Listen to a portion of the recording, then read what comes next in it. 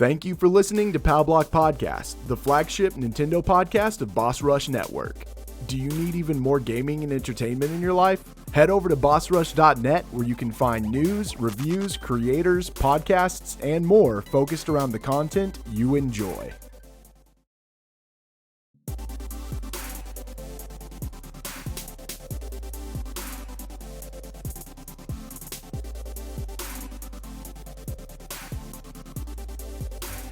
Hello everybody, welcome to Nintendo Pal Block here on Boss Rush Network. I'm your host, the Enlightened Excited Eddie V. Joining me in the building, the cool and confident Mr. Corey Derrick, Bossman himself. Hello, I'm here. Yay! Yay! It's an old school Pal Block. It is. We had some scheduling issues and we frantically tried to put a show together, and then it turns out other things fell through, and I feel bad because I miss Jacob. He's just chilling at home doing his, I don't know, what did you see his picture on Instagram of him swimming in a pool of G Fuel with an otter costume on? No, I didn't. You gotta go check that out. That should be the thumbnail of the episode, but he's not here, so I can't make it the thumbnail, but it's pretty funny. Oh, wow. Yes, everybody. It's pretty funny. We are kind of doing a special episode. Well, it's not really special. You have to work tomorrow, and we were supposed to record a standard def episode tonight. We're recording on Sunday tonight, by the way. We're not live. It's fine. But you had to work. Galatrad, wanted to do one, but we didn't want to do one without you, and then we tried to scramble, and it just... life happens, I guess, is the term that we use here, the phrase. And here we are. Oh my goodness. But it's just us. I see the picture. Mm-hmm. It's funny. Oh, wow. It's actually pretty funny. Yeah, some things came up, everybody, so that's why I said it's kind of like an old school episode. We do have topics, we do have a flow. It's the same show, it's just not, Dan and Jacob aren't here, and it makes me sad, that's all. Oh. Also, my head is super sunburned, so that also makes me sad. Should probably turn the saturation down on my screen so I look like a normal human being instead of a pasty Midwestern white person. But you're pretty fly for a white guy. No. Nope. You can have that back. What? Why you say that? I'm sending it right back to you. Express mail. I'm suburban though. Mixed with urban. A lot of people don't realize my granddad and my grandma on my dad's side was a mixed couple. There was interracial couple. My granddad was Caucasian and Native American, and my grandma was black. They both met together in Mississippi, and had my dad, who was light skinned, who met my mom, who was dark skinned, and then they had me. And then Ed's here. Yes. Here he is. Which is funny because, like I said, some of the Varnells came from Texas. That explains a lot. And the males, I haven't met them personally. I don't want this to sound racist, Ed, but you're too dark to have family from Texas.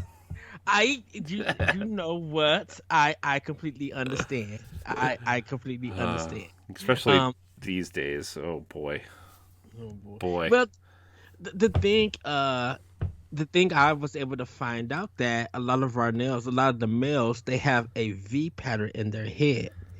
So when I got to see some of them, pictures of them on Facebook and everything, and this is way years before, and I'm still cool with them and everything. But I seen the V that I have, and I'm just like, yep, Dior Varnell. And we was all connecting the dots. And one of my cousins told me how one of the Varnells, the white Varnells, was able to get to Mississippi, which came from my granddad and everything. I was just like, oh, wow, I didn't know that history. So, yeah. So basically, everybody, Ed's just saying that he's white. I have some white in me. But yeah, what else can I say? Probably a lot. I mean, we're at what, 294 here. We've said a lot. We've said a lot on this show. Plus with all the expansion passes and the plethora of other things we've done on the internet. You know what? Side tangent. You know, the other day when I was on a Secret Friends Unite co-op mode, right? And yes, which I think you're going to be on this week, right? At some point. Yes. So I was adding up because remember, Todd was actually one of the original founders of Nerds Gone Rogue, the old group we used to be a part of. And we were kind of talking about that. I started doing math in my head during the episode. You realize we've done almost probably like 1,000 episodes of podcasts together in one shape or another. Yes. And I'm just like, oh my gosh, dude, 1,000 episodes. Some of the most popular podcasts. Now, imagine if we just kind of like focused all that energy and focused it into Power Block, how much more Nintendo we could be talking about. Oh, a lot. I mean, you kind of got to think about it. Nintendo Power Block, Nerds Gone Rogue, Arsenal X, our various podcasts of like,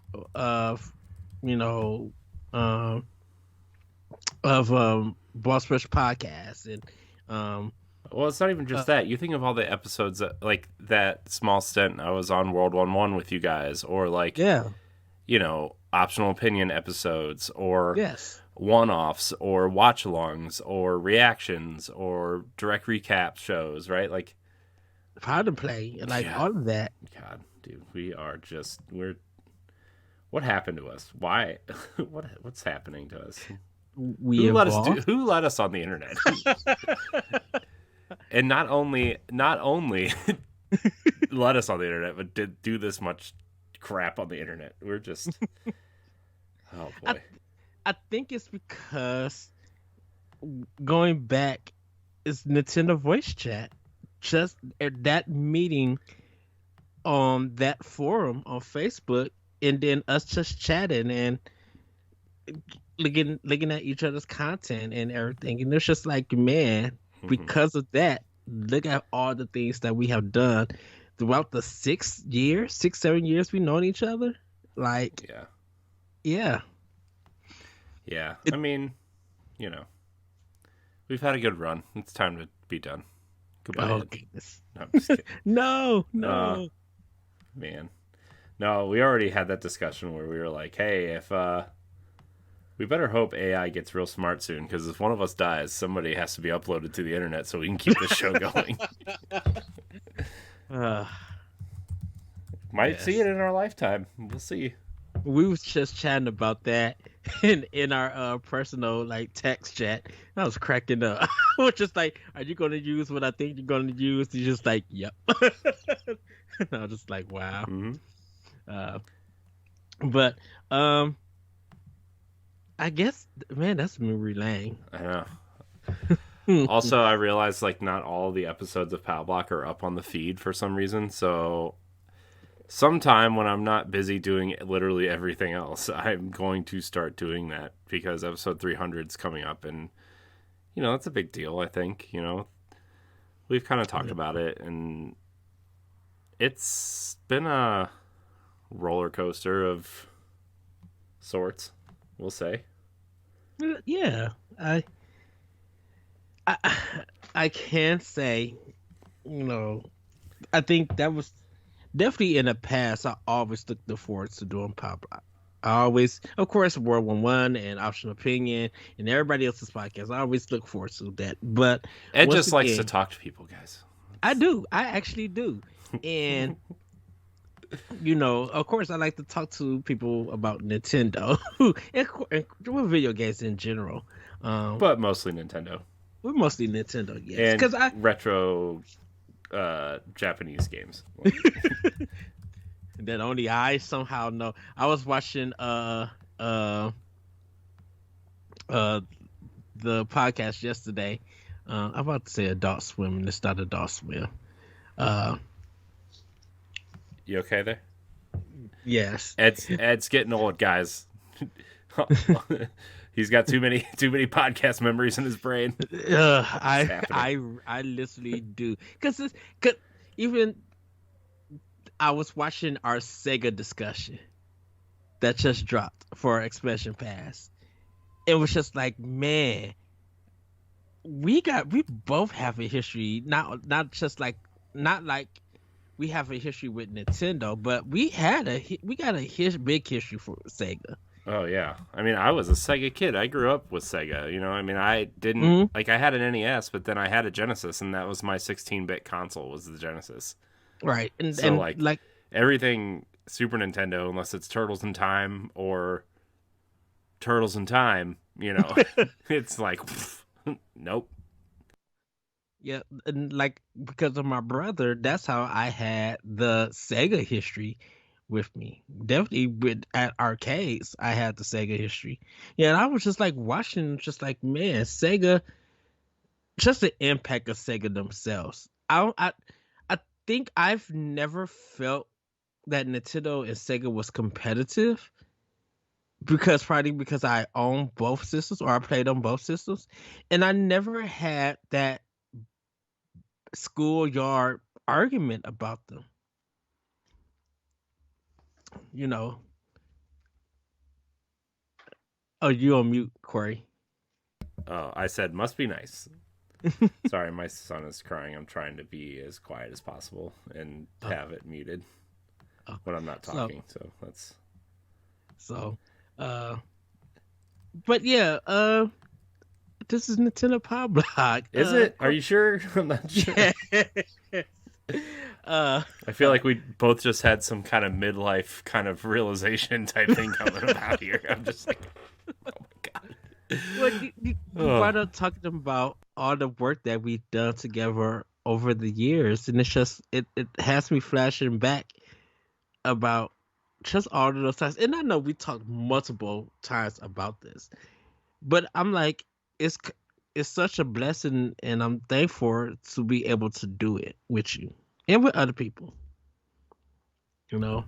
Yeah, I mean, look, I know this is probably going to come up, especially with Power Block 300 coming around the corner, like, just talking about stuff. But, like, I don't know. I've been so stressed out about a lot of stuff lately, like, with not just work, but planning 2 vacations and, like, getting everything together for Boss Rush stuff and Patreon and trying to figure out the best way to grow and everything. And it's just, like, it's been, like, it's really been taking its toll on me, to be 100% honest with you. It's just been like, oh my gosh, like, there's another issue here, there's another thing here, you know, we're not starting on time because my kids are staying up later. And it's just like, not that those are first world, oh my gosh, these aren't real problems, right? But like, when we just, like, tonight, like, when we just sit and talk and relax and have a vibe and just talk, like, especially like we used to, that stuff just kind of goes away for 90 minutes. And it's like,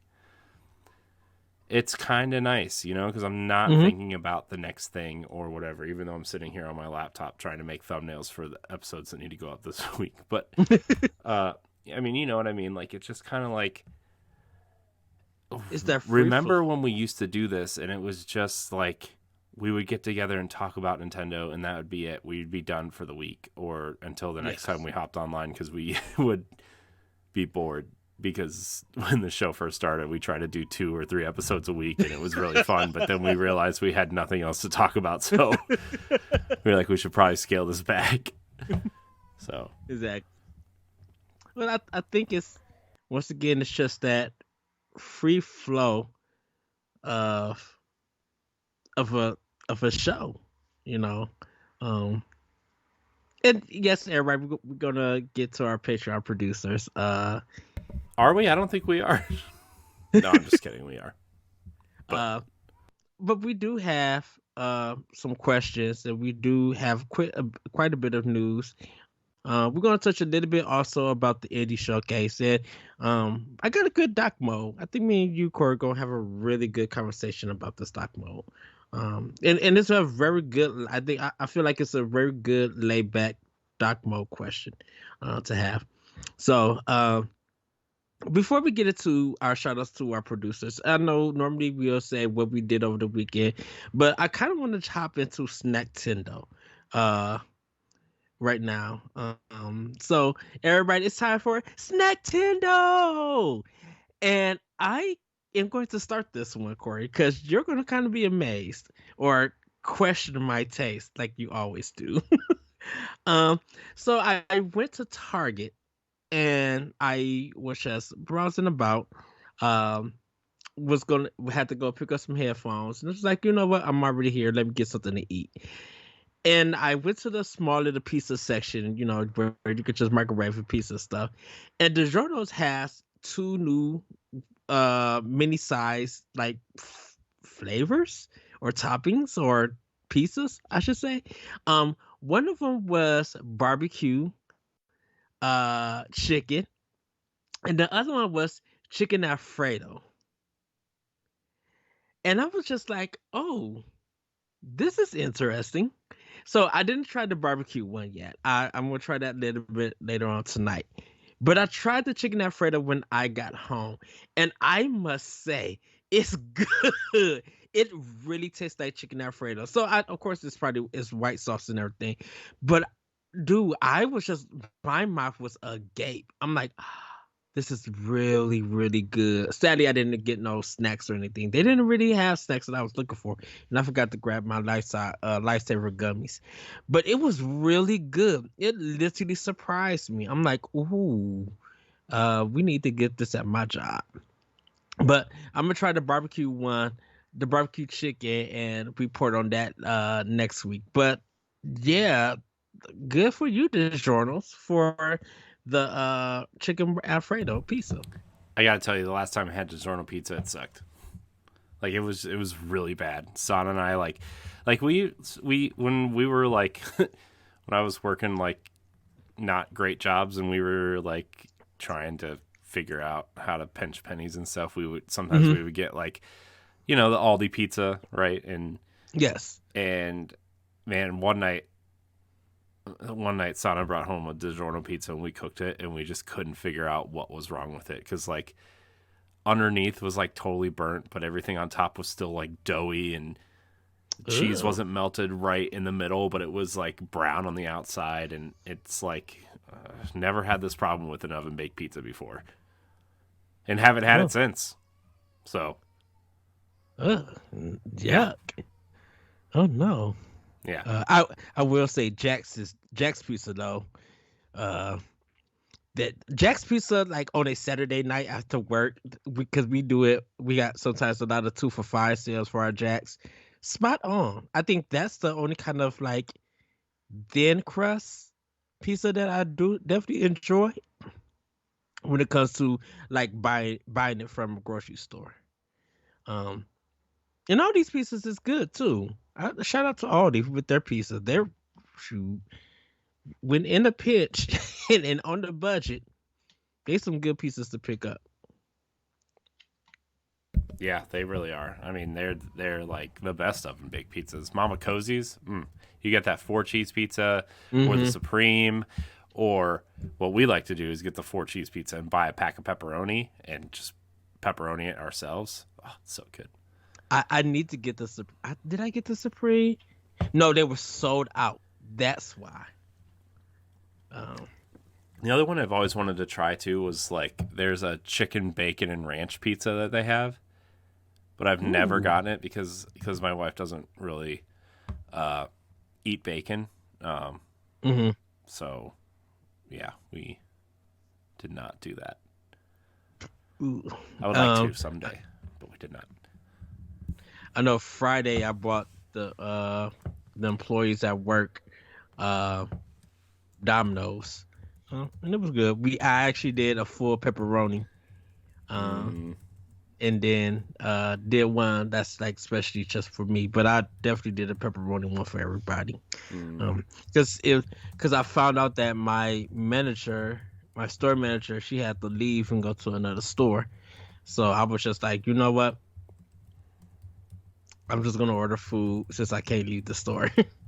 And it was good. We had Domino's this weekend. We had Domino's last night. Nice. We got 2 pizzas because we had a gift card that we've been sitting on, which is always makes everything taste better is when you get a gift card from someone and then it's free. We got a double pepperoni pizza. And then we got 2 pizzas. So on the other one, I got half pepperoni, bacon, and jalapeno. And my wife got pepperoni, ham, and banana pepper. Ooh. And let me tell you, dude. There's something about jalapenos on pizza that just works. I love pepperoni, bacon, and jalapeno pizza. It's great. So good. It's very weird. I've never had it on pizza. I just not saying that I don't like jalapenos. I love the Cheetos jalapeno cheddar, which I had earlier this week, and they were delicious. I was eating that whole bag up. But I've never had it on pizza or anything. You are missing out, sir. Let me tell you, Ed. Let me tell you. I love pizza. But recently, I find myself, when I eat pizza, to get kind of sick after I eat it. So I have to prepare myself mentally to be a little bit sick after I eat pizza. It doesn't matter where it's from. It doesn't matter. It does. No. It does matter. It doesn't matter where it's from. After we just had that pizza. No, I'm saying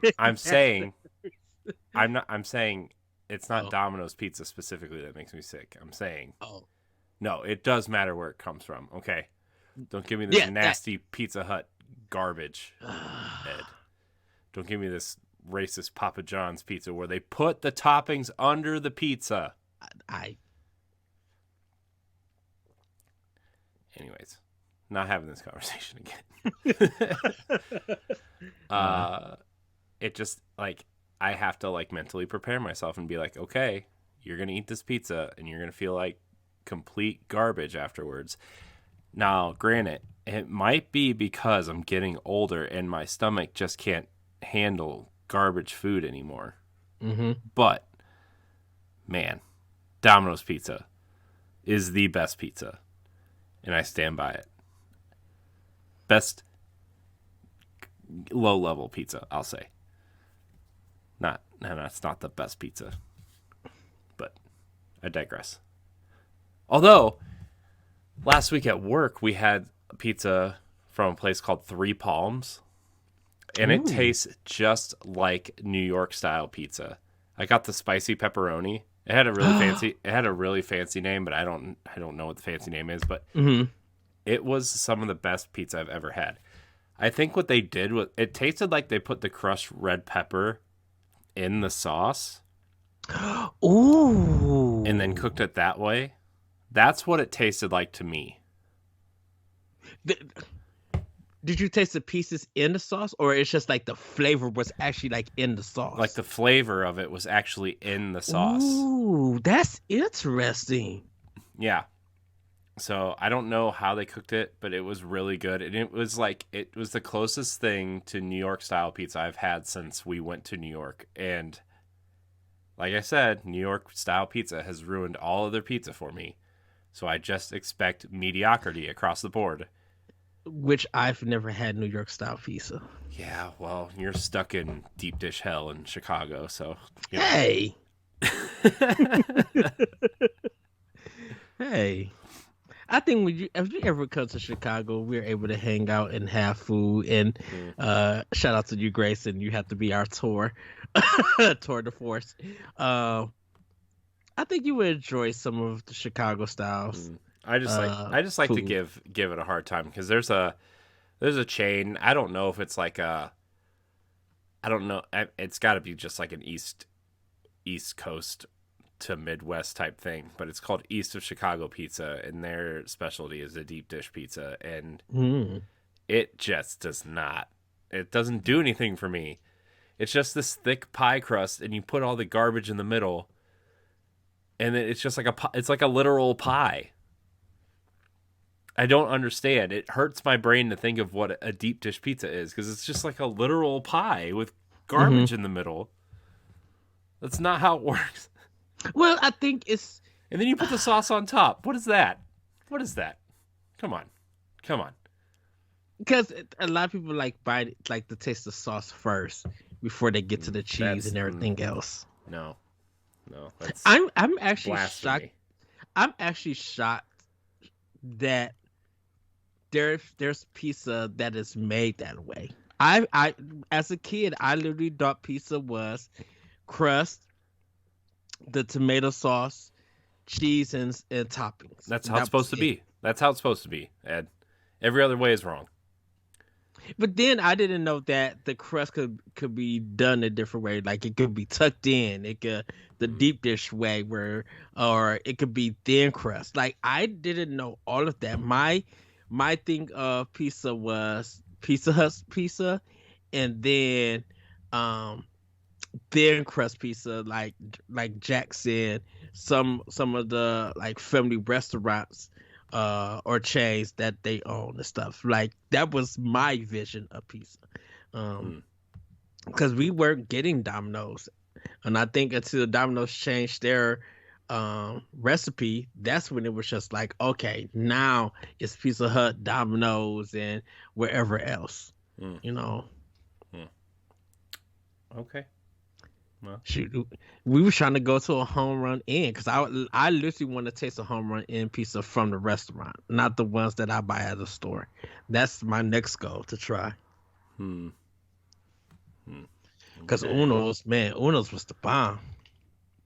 Uno's as a restaurant. Yeah.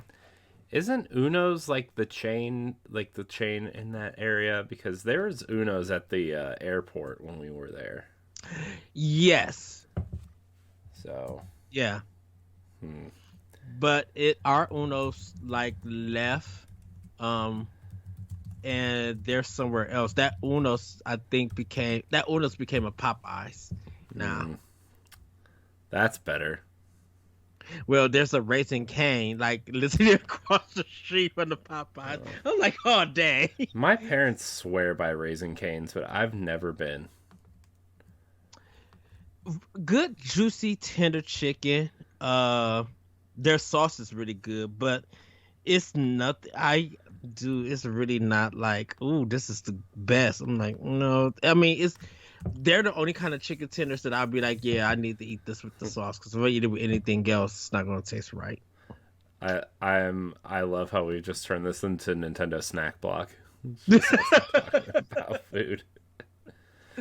Man. I mean, I had some sushi and everything, which I need to go to my sushi spot and see if I could get some specialty sushi. And I want some pot stickers. I miss Friday's pot stickers. I don't even remember the last time I went to Fridays. Shoot, it's been a long time. Like, if I want to go to a Fridays, I literally have to go to like Wisconsin to go to one. But man, I've missed their pot stickers. Like, getting a apple orchard and having some pot stickers with it, man, used to be the bomb. Something about their sauce that they use to dip it, best. I don't know if I've even ever had pot stickers before. I don't even know what they are. I mean, I might have, but I just don't. I don't know. So maybe I just need to broaden my horizons, I guess. I think would you do a lot? No, you don't do Thai food, do you? Or Chinese food a lot? I mean, it's fine. It's just, I think if you find a place that does pot stickers, I think you should try it. I mean, it's okay. Mhm. Like, I mean, Chinese food is like okay. My wife loves it, but I'll eat it, but I have to be in the mood for it, you know. Mhm. So Yeah. yeah. But I try to diversify my intake of food and stuff. Do you? I don't think McDonald's, Domino's, and Popeyes does not count as diversifying your palate. Don't shame me. I will say, so there's a Smart Water Clarity. I think it just came out. And it's a green tea flavor. Man, I drunk that mug Friday. I got another one at work. I brought my one of the associates brought another one for me at work yesterday because she asked me, and I'm just like, yeah, give me the Smart Water. So I got it for work tomorrow. Man, that's probably the best green tea aftertaste that I ever had. Like I was able to drink the water, and the Smart Water just tasted good. I don't know what it was. I'm like, ooh, this tastes really clear and really good. Um, and then that green tea just came in, and it just felt like it melted my mouth. I'm like, ooh, it's like, yeah.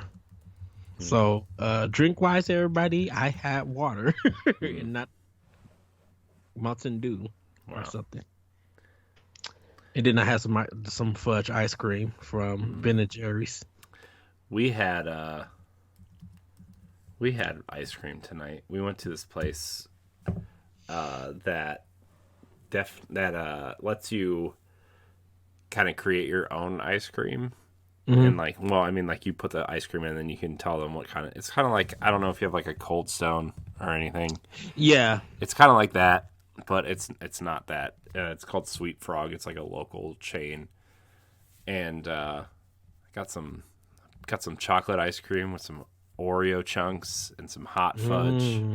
Let me tell you, Ed. Let me tell you, we went all out this weekend. I didn't even say what I had for lunch/dinner today. So we went out. We went out this weekend for Mother's Day for my mom, and yeah, we went to a Mexican place, and it's delicious. I love Mexican food, man. If you want to win my heart, you buy me some Mexican food, and yeah, that's it. I mean, then I will put it on when we go. You tell me what to get you. It was very good. Because I know you like your burritos. I do. I enjoy good burrito. A burrito. So Good. It's so good. I can't wait to come back down to Ohio to come see you. Yeah. Well, Just that makes one of us. Wait, what? Ah. Just kidding. So, anything else, Corey? Nope. Just food is delicious. I don't know. Yes. Are you ready to give the shout outs to our Patreon producers? Oh crap. No, yeah, I am. I'm just kidding. Remember, you can support us on Patreon. Patreon.com/Boss Rush Network. For just $1, you get the Boss Rush podcast and expansion pass 1 week early. You get Standard Definition and After Dark 2 weeks early. And for a $5 tier subscription, you get your name shouted out during our producer tier segment, which is this one. We would like to thank all of our $5 producer level people. I need to come up with a better thing for that, but it's fine. Here are this episode's producers: Quentin Jackson, Rebecca Jewell, Adriel Munger, and my wife, Sana Dierig. I want to thank all of our Patreon producers. I would like to thank everyone who subscribes to us on Patreon. We'd like to thank all of the people who listen to us on free feeds as well. You know, all of our content is made for free. If you subscribe on Patreon, you get a few perks. That's it. Yes. That is it. Well, Corey, it's time for Question Block. It sure is. It's a low-key Sunday question block. A low-key Sunday question block. Okay. Dude, I went walking, it rained today, and I had my hoodie on, I had my chill hop going, and I'm just like, it's just a relaxing, low-key kind of day. Maybe it's just me. You know, of course I'm enlightened, I'm excited, but sometimes there's going to be moments and episodes where, you know, it's just laid back, just good having this chat, good having the talk. Yeah. We do that sometimes. Yes. All right.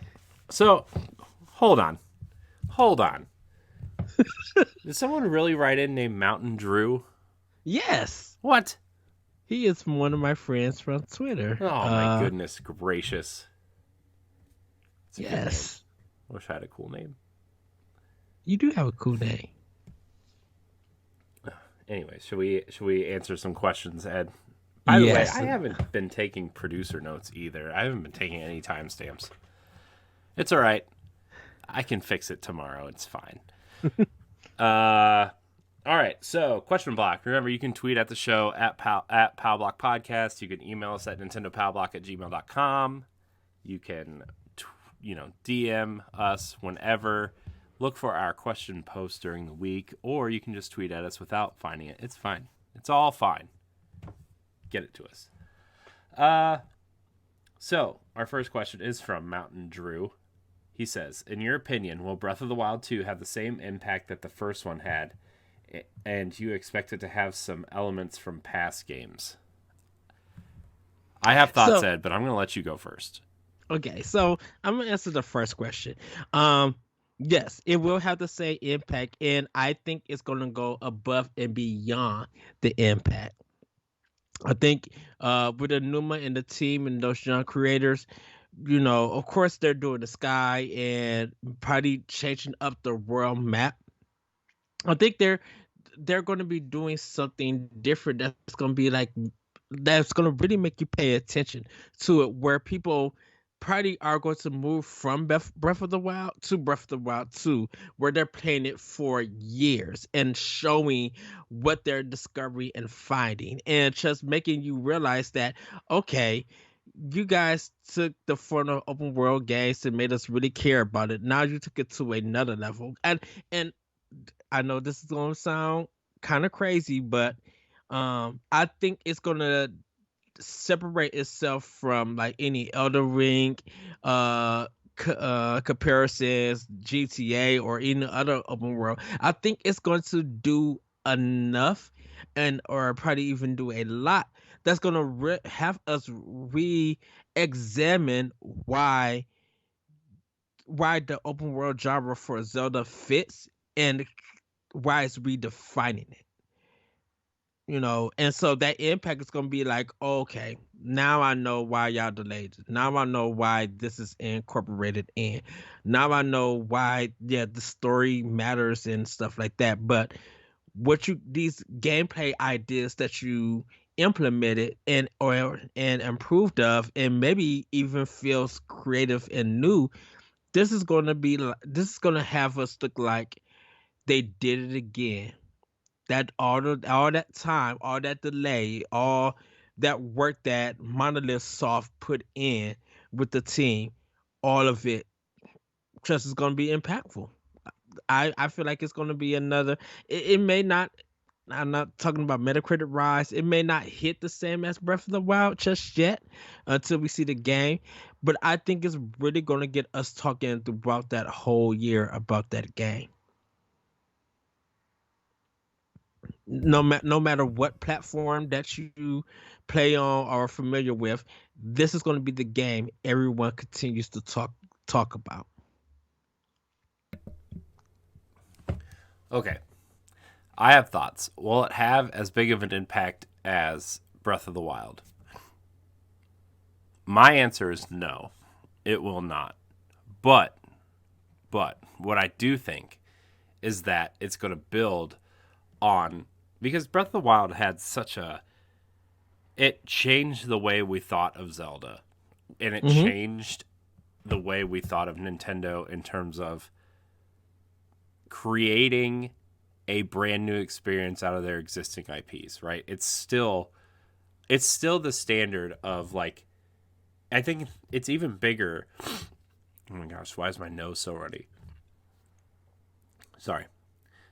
It's even bigger than when Zelda made the jump from 2D to 3D, because even when you're playing Ocarina of Time, right, you could see, okay, well, they just kind of turned Link to the Past into a 3D game, right? Like, in terms of gameplay and style, right? You still have to go to the dungeon to get the item, to use the item to defeat the boss, right? Whereas Breath of the Wild, it changed everything. It changed everything that you thought of about Zelda, whether people like that or not.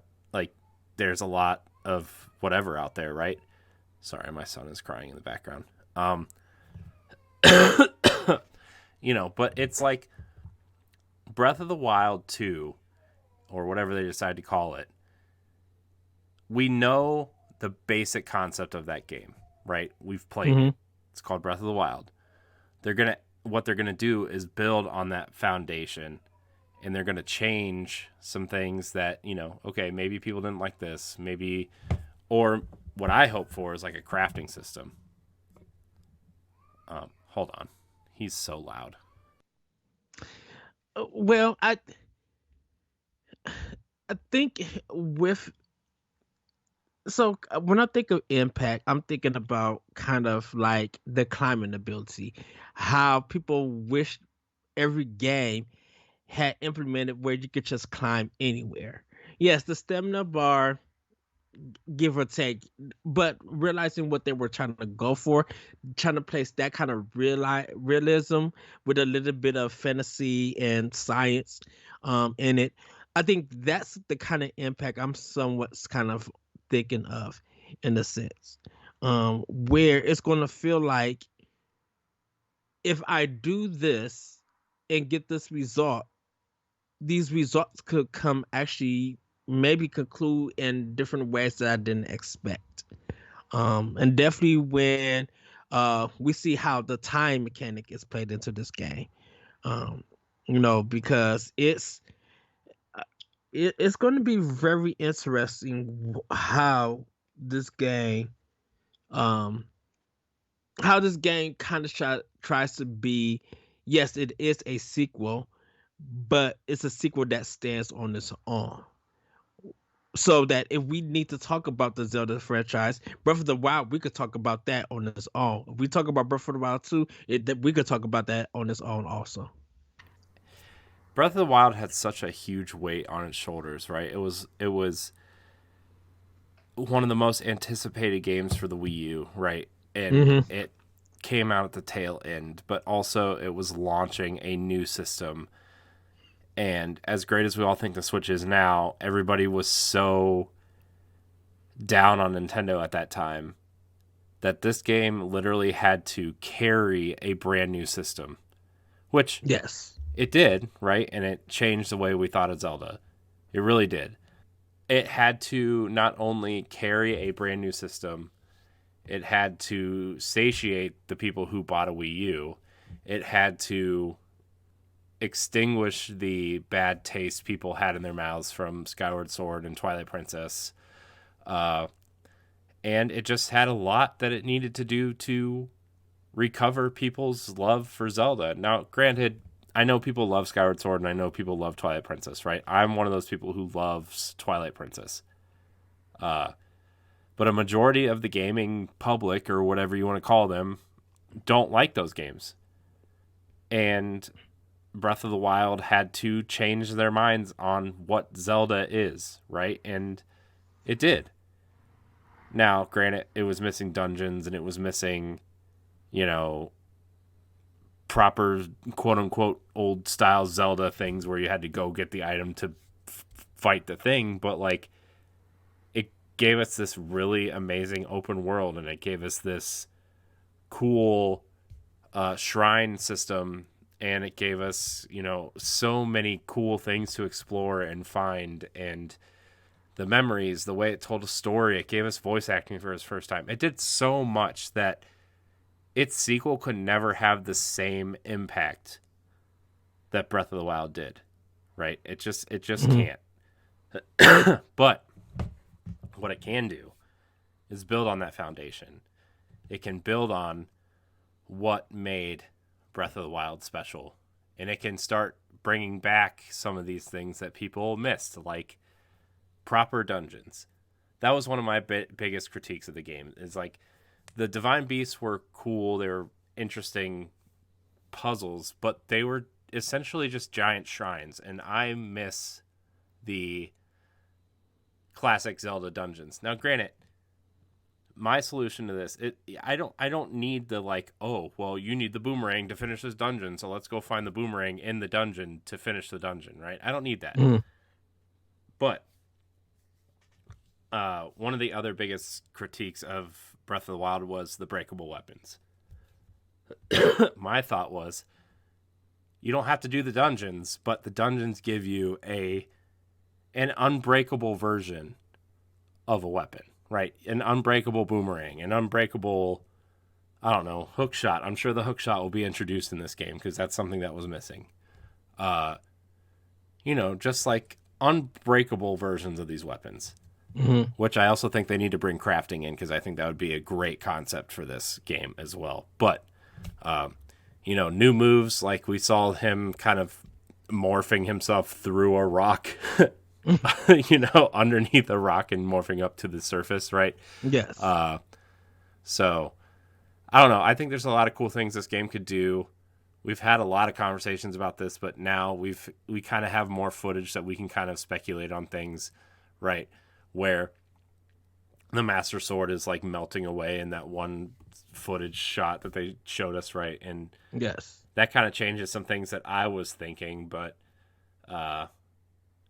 we can talk about that on an expansion pass or something. But can it have the same impact that Breath of the Wild did? No, but it can have a different type of impact and deliver a sequel that's going to make Breath of the Wild honestly look like not ancient, but it's like, oh man, I can't believe we thought that was the greatest game of all time. You know what I mean? It can definitely have that style of impact. I was just thinking while you were speaking about how Link Between Worlds kind of push the Zelda formula. I mean, it still had the dungeons, but you got to choose the dungeons, and you got to at a point rent weapons and then buy them. And I think it was just like, I really don't know. I'm like, is this the experiment that Nintendo is trying to go for? With the Anuma team trying to go for before they jump into Breath of the Wild? Because I know we know that they, kind of made like a dummy Zelda game so they could play around and get a good idea of it. But like Link Between Worlds was kind of impactful in the sense because it was something definitely new for the Zelda franchise. Like, and it's one of the 3DS games that beat out a whole bunch of other titles in one game of the year for a lot of people, for a lot of magazines. I think the most notable one was GameSpot that year, right? I mean, yeah, that was like the big thing was GameSpot gave a 3DS game the game of the year, which was like unheard of, even though the 3DS has a lot of great games. Like, that game did something, Yeah, and I think that was kind of the introduction of pushing the Zelda games, because I think that's one of the things that they always try to do. They try to push the franchise forward. They're trying to put in new ideas, new gameplays, have something familiar with the traditions, but also make sure that it's just not a rehash. And everything, because I think at a point in time people had a scenario just like, well, what if Zelda didn't have no dungeons? Well, you got that, and then some people didn't enjoy it, and I think it's because how you look at their dungeon design will be up to every individual. But that dungeon design, those dungeons have been ingrained not only in the Zelda franchise, but to those players. So whether you think it's cool or not, having it taken, I think having stuff taken away from you from a series that's been like so familiar and ingrained and everything, it really changes the whole like perspective of it. And you kind of be like, how do I adjust to this, or can I ever adjust to it? Mm-hmm. You know. Yeah. Yeah. No, I think Breath of the Wild 2 is going to do something really unique and really special, and I just hope people really enjoy what they're. I hope people understand that it's never going to be classic Zelda again, for better or for worse, right? Like I think that's what remakes and remasters are going to service. You know, like the rumored Twilight Princess and Wind Waker remaster that's supposedly coming out this year. Yes. Which started up again as soon as Breath of the Wild got pushed. Which, with all these games getting pushed out of 2022, I think that would be a great thing to have in October with nothing coming except for Gotham Knights, which people have opinions on. So we'll say. yeah. So Which, man, got the night literally this year, dude. It really is just got the Knights, Hogwarts, and Forspoken. yeah. Like those are the only like three big AAA titles that we know of coming this fall. Mm-hmm. So I mean, You know? it's. I mean, Nintendo. We kind of talked about this already on Expansion Pass, but Nintendo's probably going to own this fall, except for like Call of Duty and a new season of Destiny and whatever Battlefield whatever they decide to put out. I don't even know they're doing Battlefield. No, this year. I know it's not a Battlefield, but I know that Respawn is working on a first-person Star Wars game. I know that we haven't had a Battlefront in a while, and I know that EA is gonna, I think next weekend is D23, which they're probably gonna announce the new Jedi Fallen Order sequel and other Star Wars projects. You know, so other Disney games. Hopefully, we'll get an Epic Mickey remaster on Switch, which is another rumor. Which Is that really all? excited? Is that just for all Disney stuff that's coming in the Yeah, future? it's like it's like Disney's Nintendo Direct, but like it's like a whole weekend convention of Disney announcements and Star Wars and Marvel and all that kind of stuff. Okay. So Okay. yeah, they do it every year. Every other year it's in America, and every other year it's in either like London or some other country. So Okay. Well, Corey, you expected to have some elements from past games. I mentioned Link Between Worlds. I think they'll have rentable. I think there'll be weapons that if you go to certain towns or you find a town, they may have like a special weapon that you could rent or something, or maybe you could buy like a broken down sword or a weapon and do crafting. If they want to include crafting, you could build it up to where you're able to keep it and stuff. But I think the rentable weapons will kind of be a cool idea that they implement. yeah, You know what, I kind of would love for them to actually put martial arts in this. I don't know. I mean, I could see different types of combat styles based off concept art that came out, because they had that steampunk version of Link. They had that like kind of technological world that they were kind of playing around with at some point, which honestly I think the Guardian arrows and the Guardian stuff kind of spawned out of. I mean, they could play around with some Twilight stuff because we've seen influences of Twilight Princess in there. They have a lot, so we'll see. Yeah. So, we have another question. We have another question. Thank you, Master Drew, for that. Yeah, Mountain Drew. Thanks, friend. Anyways, we have another question. This comes from Christian S. He says, "What is your favorite Mario sports game?" Mario Golf Toadstool Tour is the best sports game. For me, it's Super Sluggers. I Gosh, you guys in that this game. baseball game. I love Super Sluggers. I had so much fun with it.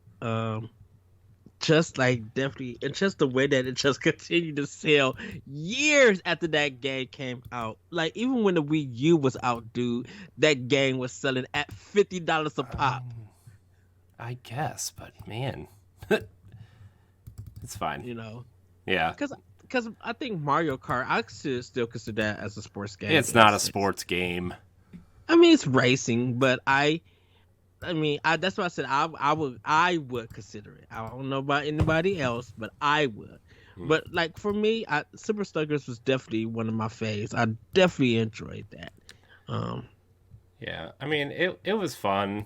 I really liked Toadstool Tour. I think it had the most creative golfing maps, and it had a really great mini golf mode, which I'm always a sucker for mini golf. So, Yeah. that's just me though. Yes. One thing about Christian, he's the co-host of the Franchise Festival podcast, so you guys should check him out at franchisefestivalpodcast.com. They do a great job about games and history, so check them out there. And you can follow them at franchise_fest. So shout out to you, Christian.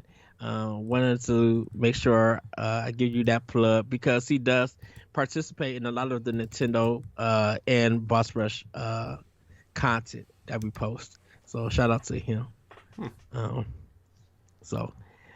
But with that, everybody, Corey, should we jump into Femi News or? I guess so. I guess we should do that, huh? Okay. Well, everybody, it's time for Femi News. I guess I got Femi News. I guess you do, Ed. So we got a couple of stories for you guys. Zelda Twilight Princess HD dev would love to bring the game to Switch, and this is coming from Nintendo Life, so shout out to them. The Legend of Zelda Breath of the Wild 2 will no longer be released this year on Nintendo Switch, and this left Zelda fans with nothing to really look forward to in 2022. One rumor is Wind Waker and Twilight Princess will fill the space. Interestingly though, if they are getting released on the Switch, Tantalus, the team that originally worked on Nintendo on Twilight Princess HD for the Wii U, supposedly hasn't been asked. In a new episode of the Fragments of Silicon podcast, Tantalus CEO Tom Krager was asked if Nintendo had reached out to the Australian-based developer about Twilight Princess HD for Switch. And he responded and said, no, and look, we obviously love to do that, Zelda Twilight Princess HD, but that hasn't been a priority for Nintendo, or at least not in conversations that they have with us. The way it works with our friends over there is we'll jump at any opportunity we can to work on one of their titles. There's a constant dialogue between our two companies. Often there's a little bit of time that passes between titles, and there might be other ideas that are kicked around, but in the case of Skyward Sword, some time passed and then their email comes. Would you be interested in considering bringing Skyward Sword to Switch? To which the answer is, of course, yes, we would. And then we enter into the conversations with Nintendo around what might look like, and eventually we get underway. So it was similar in a lot of sense in terms of how Twilight Princess on Wii U came to fruition. As noted in this exchange, Tantalus most recently worked on the Switch version of The Legend of Zelda Skyward Sword HD. So, if they are working on a new project or something for Nintendo, it may not be Twilight Princess HD, but it might be something. So why would Nintendo pay a developer like Tantalus to just simply port a game over? Right? Like, why would they pay a developer who's so great at remastering and adding some things to games, right? Like Final Fantasy X HD, right, was such a great version of that game that Tantalus did, right? And why would you pay them to do that? Why? I mean, who's porting all these Wii U games over in the first place? You know, who's porting Pikmin 3? Who's porting Mario 3D World? Who's porting Tokyo Mirage Sessions. You know, there's so many great Wii U games that have been ported over already. Why would you waste that talent at Tantalus to do just simple port? I think what you need to do is say, hey, you know, we would like you to remaster one of our other games. I think that Nintendo can do this in-house and pretty quickly, right? And the rumor is it's already done. It's just shelved to fit into a space where they can, you know, if they need it, you know, if they have a lull in releases, they can kind of shove it out and do that, right? Mm-hmm. They don't have many games left to do that, but that's one of them that or two of them that they could possibly do and say, hey, look, we're putting these games out for Switch. They're ready to go. You can buy them, you can play them, whatever. I don't think you need to waste Tantalus's time or waste Nintendo's money on them to port the game when you can do it in-house. I think that's just kind of silly, to be honest. I think with Nintendo, I think that business-wise, it opens up hands for people for their devs that's already in the company to make this game. So if they could outsource it where they don't have to really worry, and they kind of seeing Tesla's work, they'd be like, okay, we trust you guys to do what you need to do. We'll come in and check, and if there's stuff that needs to be fixed, we could fix and work it out. You know, I think it frees up the devs. So I think that's why Nintendo will talk to them in order to do it.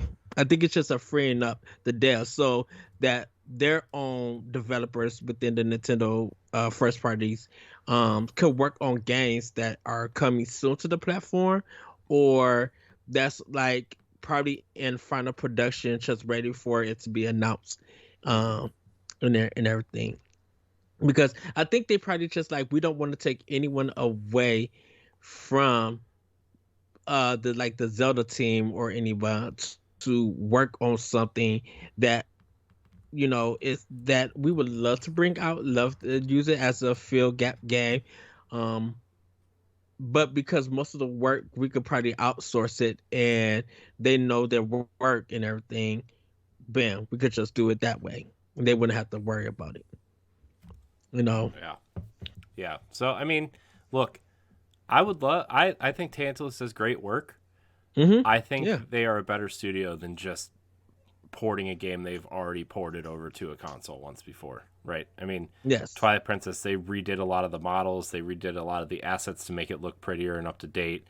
They did a lot of, you know, kind of streamlining quests and stuff. So, I mean, they did a lot of great work to that game. I would hate to see that talent be wasted on a simple port of that game, you know? Yeah. So if they're going to do it, put in some work. Yeah, well, they already put in the work. That's the thing. Like, that game already had a lot of work done to it, so they don't need to do it. That's the thing. They already put the work in. The best way to play Twilight Princess right now is on the Wii U. And Wii U, yeah. Man, by the way, did you see that Jesse got a Wii U for like $40 or something at a rummage sale? So he called me Saturday about it. He was just like, dude, did you look at my Twitter? I'm like, no, I'm like, I haven't been on Twitter. I've been walking. He called me while I was driving. He's just like, yeah, I got a Wii U for $40 and with some stuff. And I screened out a big old yes. So he went out to go get look for some games and everything for it. And I was just like, I'm so happy for you. Yay. I mean, Wii U games are pretty cheap right now. He could probably get some pretty decent ones. Yeah. Because I'm also looking for Wii U games just to have in my collection. So, which is funny because I finally put my Wii U games in the cabinet back there.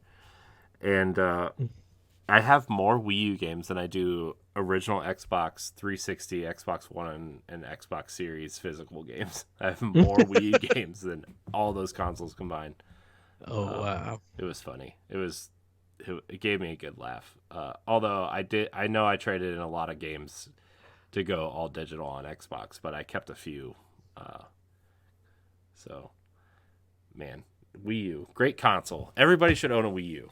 You all missed out. Guess what? You missed out. Okay?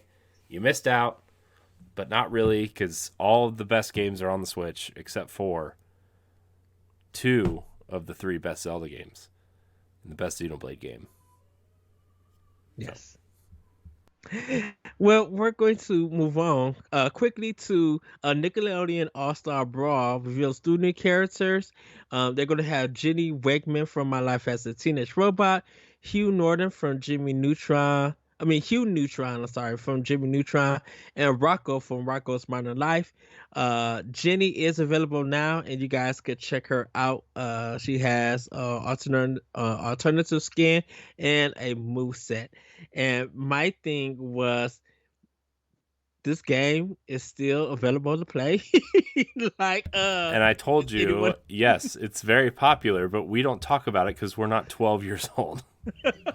Look, I looked at that entire list, and besides the Ninja Turtles, I think the only characters I remember was Powdered Toast Man from Ren and Stimpy, and they had Rocco's Modern Life in there, right? And obviously like SpongeBob and stuff, but like I wasn't a huge Nickelodeon person, but like I didn't recognize any of those characters. I mean, I recognized them. It kind of got me wondering, just like, why is this game not that evil or anything? Like, because they didn't put any effort into that game. That's the thing. From everything I've heard, from everything I've heard was like, okay, well, they want to make a Smash game, but they didn't give it any budget. They kind of rushed it out. This is from what I've heard from people who worked on the game on various podcasts and on Twitter and stuff. And there's no voice acting, which totally kills that game, right? Because like. Mm-hmm. SpongeBob has some iconic voice acting. The Ninja Turtles have some very iconic voice acting. Rocco is going to have, you just like, these characters are so animated, but they're so popular because they have a unique voice, right? And if you don't give them their voices, right? It's like Power Rangers. Like, don't get me wrong, that game was fun, but they had no voice acting. But when they added voice acting, so many more people started talking about that game because they're like, oh, Tommy's in it. Oh, the guy that plays Zack is in it. People from, the Super Turbo Pooper Rangers are in there. I don't know. There's so many versions of Power Rangers that I don't even remember. But, like, they're adding Power Rangers from the original movie now. And it's like, man, people are so psyched for that. And I'm like, man, part of me it's the Injustice problem, where like the only reason I bought Injustice was to play as the Ninja Turtles for 15 minutes. And guess what? It was fun. But I don't care about Injustice, But now like the Power Rangers thing, I'm like, I love Power Rangers, but do I love it enough to buy a fighting game that I will play maybe once? No, but I still want to buy it. In other words, we're waiting for a good discount sale, like a deep discount sale. But the thing is Power Rangers on sale all the time on Switch. It's on sale all the time. It's like we're waiting for the Mortal Kombat 11 $14.99 kind of sale. I gotta tell you, dude. Side tangent here. Roll with me for a minute. There are games on sale literally every 2 or 3 weeks, and they're on sale for 3 weeks, and then they're not on sale for 1 week. Why don't you just lower the price of the game? And are you hoping that you catch someone on an off week and you're like, and they pay $60 for Lego Harry Potter collection, and then the next week it'll be $9? Like, come on. Can we say hello to the Ubisoft Assassin's Creed games? Oh my gosh, dude, those games are on sale all the time too. All the Ubisoft games are on sale all the time. By the way, Assassin's Creed 2, not great. I've been playing it on Switch. Not great. Also, I'm very into Assassin's Creed Odyssey right now, and it makes all those games feel ancient. Anyways, let's continue. Yes. Did not mean to jump ahead to playing with power, everybody. Yes. But we're going to really move on because, goodness, I feel like that same thing's going to happen to that WB fighting game when it comes out. Well, that is a free-to-play game, Ed, so you will not be paying any money for it. I don't think I will be doing any kind of download about that game neither. So you mean you don't want to play as LeBron James fighting Batman, fighting Bugs Bunny, fighting Game of Thrones person? No. Yeah, me neither. I don't care about them. Don't. I'm sorry. So we're going to move on. Reggie doesn't seem to think Nintendo has abandoned F-Zero, says there's still hope. Uh, one series we're sure many Nintendo fans would love to see make a return is the F-Zero. Although the Nintendo 64 version got a re-release in March via the Switch Online service, there hasn't been a new entry in the futuristic racing series since the 2004 Game Boy Advance title F-Zero Climax. So, will this classic Nintendo series ever make a return? Former Nintendo of America president Reggie Fils-Aimé, who is currently busy promoting his new book Disrupting the Game, was asked by GameSpeed why F-Zero was abandoned by Nintendo. The way Reggie sees it, at least based on his own history with the company, is that it's never a conscious decision made by Nintendo to stop supporting certain series. It's actually just experimenting with new and different gameplay styles and how they could be applied to either new or existing series. He seems to think there's a good chance that someone within Nintendo's HQ could be experimenting with the idea that could be a good fit for a future F-Zero game. So, Sure. No, here's the thing. I think F-Zero should be. I think whatever Nintendo does next, right? Whether it's a Switch Pro or scratch that. Whatever their next console is, better be backwards compatible with Switch. But we kind of talked about this on an expansion pass that's not out yet. But whatever Nintendo's next thing is, if they need 2 or 3 first-party launch games, they need the party game like Wii Sports or whatever, right? Which they're going to have. They need a Mario or a Zelda game, which at this point, I think whatever the follow-up to Mario Odyssey is going to be a launch game for their next system. I think they're holding it for that. mm-hmm. And third, I think they need F-Zero. I think F-Zero would be a killer launch game. Yes. Because I think the fan base, the most excited fan base for F-Zero are hardcore Nintendo fans, right? Yes. Not a lot of people outside the hardcore Nintendo fan base knows what F-Zero is. But you want to grab the people who want to buy your console right away. F-Zero is a game that you launch next to a Mario game. And if people go and buy all 3 launch games, right? Let's say... Yeah. I mean, I think F-Zero is a perfect franchise to have as a launch title. Because right now, yeah, okay, everybody's excited for every single Nintendo game that comes out, and I'm sure F-Zero would do really well right now if you put it out because the Switch is so popular. But yes, I think F-Zero is a game that will get overshadowed quickly. And I think you need to give it a prime platform for it to succeed, and what better way than to launch a console with it? I mean, look how well Fast RMX did at the Switch launch, right? That's the game that I keep pointing to. Is like that game sold 2 million units. Fast RMX sold 2 million units. Yeah, like it's a phenomenal game. Yeah, and they pitched it as an F-Zero game. Remember when it was Fast Racing Neo or something on the Wii U? Like they pitched Nintendo on it. They're like, hey, we know you're not really doing an F-Zero game right now. Can we do one? Here's our pitch for it. And Nintendo declined, so they made their own. But like that was the pitch. Yeah. And 2 million units. If you slap F-Zero on there and it's published by Nintendo, like you're gonna sell at least 1 million copies. Yeah, and I think you mentioned the Nintendo crowd buying it. I'm just like, shoot, add the Wipeout community, because the Wipeout community don't. Some of the Wipeout community was born from F-Zero, and that series hasn't had any games out in a while. So not only would you sell some great launch games, you're going to sell people on the system so they could play that F-Zero game. They're going to shell out that money, or even if they feel like we're going to get the game later, they're going to go and shell out that money for that physical for launch. Mm-hmm. Yeah, no, I agree with you. I just think that F-Zero, even though I think it would do well, especially in the Switch ecosystem right now, I think that's a game you need to be very careful on when and how you put it out.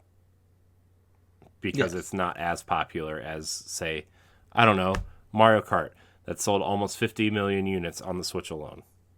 Yes, and I don't think F-Zero is trying to take Mario Kart's money at all. No, think I it's don't. just like, I don't either. I think it's a different type of racing game. Yes, Which is also why you need to be careful on how and where you market that game. Again, why I think it is a perfect launch game, because the most of the people who are buying your new system are the hardcore Nintendo faithful who want that F-Zero experience. Also, it's a good kind of like stopgap while you're waiting on Mario Kart 9 if we ever get one. Right. I mean, not knocking the Metroid franchise, but a Metroid Dread came out, and look at the numbers that it did. I know, but I mean, like I'm saying though, like I don't think that F-Zero is as popular as Metroid. Yeah, that's true.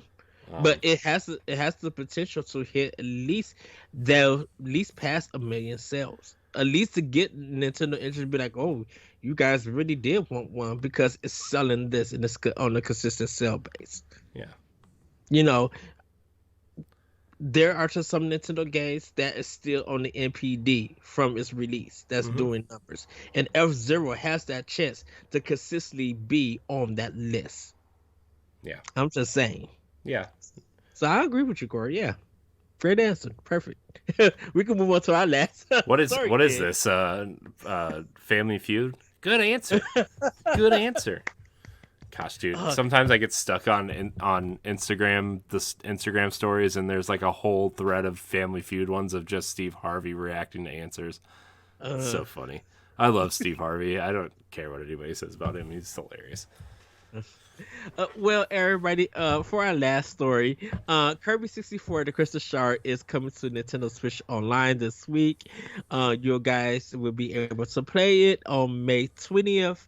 Nintendo tweeted out, "Inhale enemies to combine their abilities in Kirby's Adventure Beyond Dreamland. Dozens of puffed up special powers await you in Kirby 64, the Crystal Shards, floating onto Nintendo Switch for Nintendo Switch Online, and plus expansion pack members on May 20th. I've never got to play this game, so I'm excited to jump in and play it. And you know what, Ed? I'm excited for you. Japan is getting custom Robo, so that's kind of interesting. But yeah, I'm excited to play Kirby 64. Like I said, I never got to play, and I do enjoy the Kirby series. So you're not gonna? Would you try it out? Did you ever get a chance to play it, Corey, or see it in action or anything? I mean, I had it on the Wii Virtual Console, and it was okay. I mean, I don't know. I'm just not a Kirby guy, man. You know, I'm just not. And that's fine. I feel bad sometimes when I say that, but then other times I'm like, I don't have to like everything, you know, just because a fan base wants us to love everything. Because, like, I don't love everything that Nintendo does. And I think that's why you and I have worked for so long, is because you're the eternal optimist and you're the fanboy, and I'm just kind of like the realist, you know. I'm just like, I can't. It's not for me.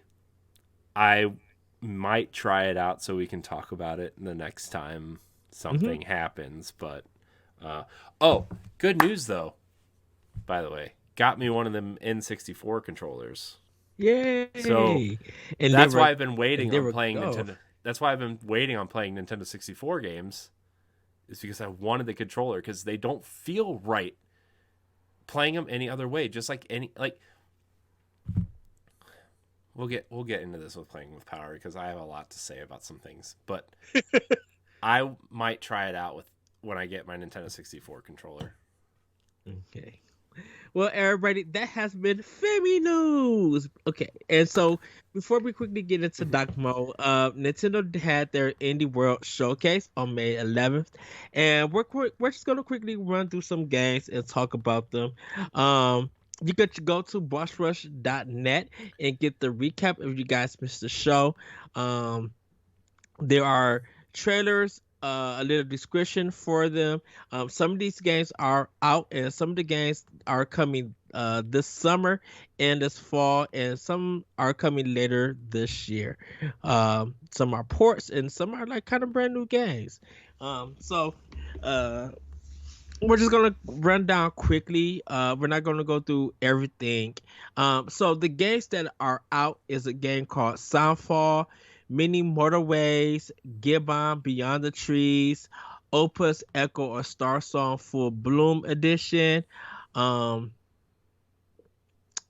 those are just the ones that's available now. Corey, did you get a chance to check out any of the trailers and stuff? I know Soundfall, a lot of people have definitely been enjoying. I mean, Soundfall looks like the game that I would be the most interested in. It kind of reminds me of like Hyper Light Drifter meets Crypt of the Necrodancer. Mm-hmm. But again, like these, I'm at that point in my life where I just want something simple, and like I talked about this on the Boss Rush podcast last week, which is the one that goes up on free feeds this Friday, and I am just not the indie guy. I try, and there's certain ones that I do love, right? Like Axiom Verge and Hyper Light Drifter and Shovel Knight and, you know, Yooka-Laylee and a few others, but there are too many experiments out there, and I'm kind of like a little tired of the pixel art thing. Mm-hmm. And I know I'm not giving these games enough credit, and that's fine. There are enough people on Boss Rush stuff that love these games, and that's who these games are for. Again, it goes back to where I just don't feel the need. I need to love everything anymore. You know, where I tried for so long to just make myself like things, and it just didn't work. And so I'm just at that point where if I don't see something that totally grabs me, I'm just not gonna even try. You know, I think there's a level of appreciation. Like you could appreciate it. I'm not saying I don't appreciate it. I'm not gonna play them. You know, I think Soundfall is definitely the most interesting of these games, right? Yes. But like, where was Sea of Stars? That's the big indie game that I have circled right now. Where was Sea of Stars? Where was what's that Hollow Knight Silk Song that everybody wants, right? Like, where are those big indie games? Like, I get it. Ooblets has been in early access for like 2 years, right? Everybody was excited for that. You know, what's that game? Soundfall looks interesting, but I'm not a rhythm person. You know, it's just where are the big games we know about? I was half expecting a Mina, the new Yacht Club game. With the mouse, Mina something, right? Like I was half expecting to see that, which I'm excited for, but also not as exciting as a Shovel Knight 2 would have been. Sorry, Yacht Club. I love Yacht Club games. I love Cyber Shadow. I love everything Shovel Knight that you've put out so far, but like. I don't want to play a Game Boy game. I played Game Boy for 15 years. I want something new and interesting, right? Like I'm sorry. I'm just not that guy. I want to be, you know, like I want to be interested in these games. I do. I really do. Everybody who's going to DM me or tweet at me after this episode goes live, I promise I really do want to help. I want to be supportive of these things. But I'm not going to be, and I'm sorry. But I think the thing about it is that with this indie direct, I think with their indie directs in general, it's just like they want to promote new titles instead of just doing follow-ups. And So I get that, I really get that. But So, well, we're gonna go on with Weber Strand. It's releasing on July 21st. It's a great artwork with this one. It's a heartfelt interactive story where you can take control of a young investigator, Casey, who will meet various characters on a flying ship that serves as a hospital. Very great thing. Item Manager, not much about it, but that's coming on August 25th. It's kind of like what you're managing. Idol. There are games that's planned for the summer. Silt, which looks really good. Everything is hand drawn, in a monochrome way. Really, really good. That's coming this June. Corey, you mentioned Ooblets. This game has been on Windows and Xbox One, but now I think the full version is coming out this year. Elect Head is a game where you kind of like touch stuff to keep the electricity on, but when you throw, there's gonna be points where you need to throw your head to connect to make that other side through the electricity, and you only got 10 seconds to get it. It's a puzzle platformer. It looks really cool. I'm excited to see it. Totally Accurate Battle Simulator Tabs is a physics-based battle simulation game. We Are OFK is a music interactive narrative. I know they showed this at PlayStation State of Play. So I wonder, is it now just like, because the game isn't out yet or anything. So I wonder, is it just hitting different platforms all at the same time? Curse of Golf is a golf game. One Shot World Machine Edition is a top-down surreal adventure puzzle game where you play as a child who must restore a long dead son in a mysterious world. I've never heard of this. So I'm assuming that it's been an earlier version that came out, but just never heard of it. Games planned for the fall: Batura Lost Haven. It's an action RPG. Guidebook of Babel. And then there's some games for the future: Wild Frost, Gunbrella. I love the name Gunbrella. And this is from the makers of Gato Roboto, like black and white Metroid game. Very fun game. Brings us Gunbrella, a neuropunk action adventure where you'll shoot and block with your Gunbrella while on your journey of revenge. And this is planned for 2023. Cult of the Lamb, another Crab's Treasure. It's kind of a Souls-like, a shell-like action game that you take control of a crab and you must find the right shell to help you battle other aquatic enemies. You'll battle opponents and take their shells to become stronger. Like they say, another crab's trash is another crab's treasure. And this is planned for 2023, and they ended the show with Card Shark. And it has over 20 games. So you guys could watch it if you like. Like I said, go to bossrush.net and you guys can check out the indie showcase and their trailers and read more about them. Yes. Yes. I thoroughly enjoyed it. A lot of people were kind of disappointed in this one. Well, I just think there's a lot of indie games that are kind of high profile that we didn't see, and a lot of people were expecting them, right? Or even like a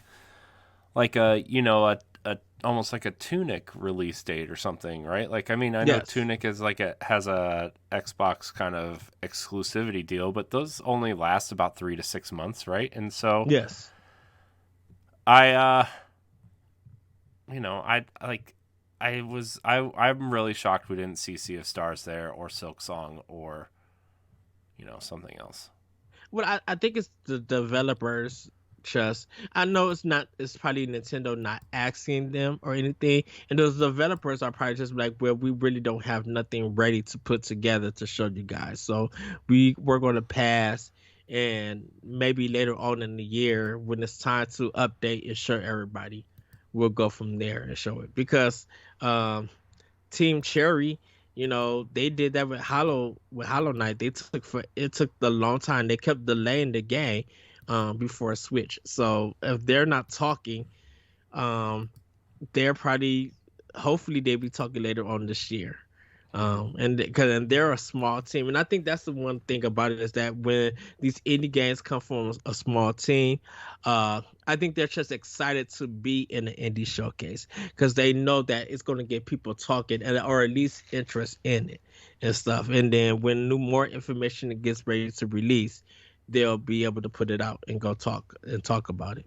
So I think it's just it may be this one probably people didn't enjoy it because it didn't meet their expectations, but I think for the developers and everything, I'm happy to see the games that they brought in. um uh, there's a lot that I'm looking forward to pick up and play and something. So we're going to get into doc mode, everybody.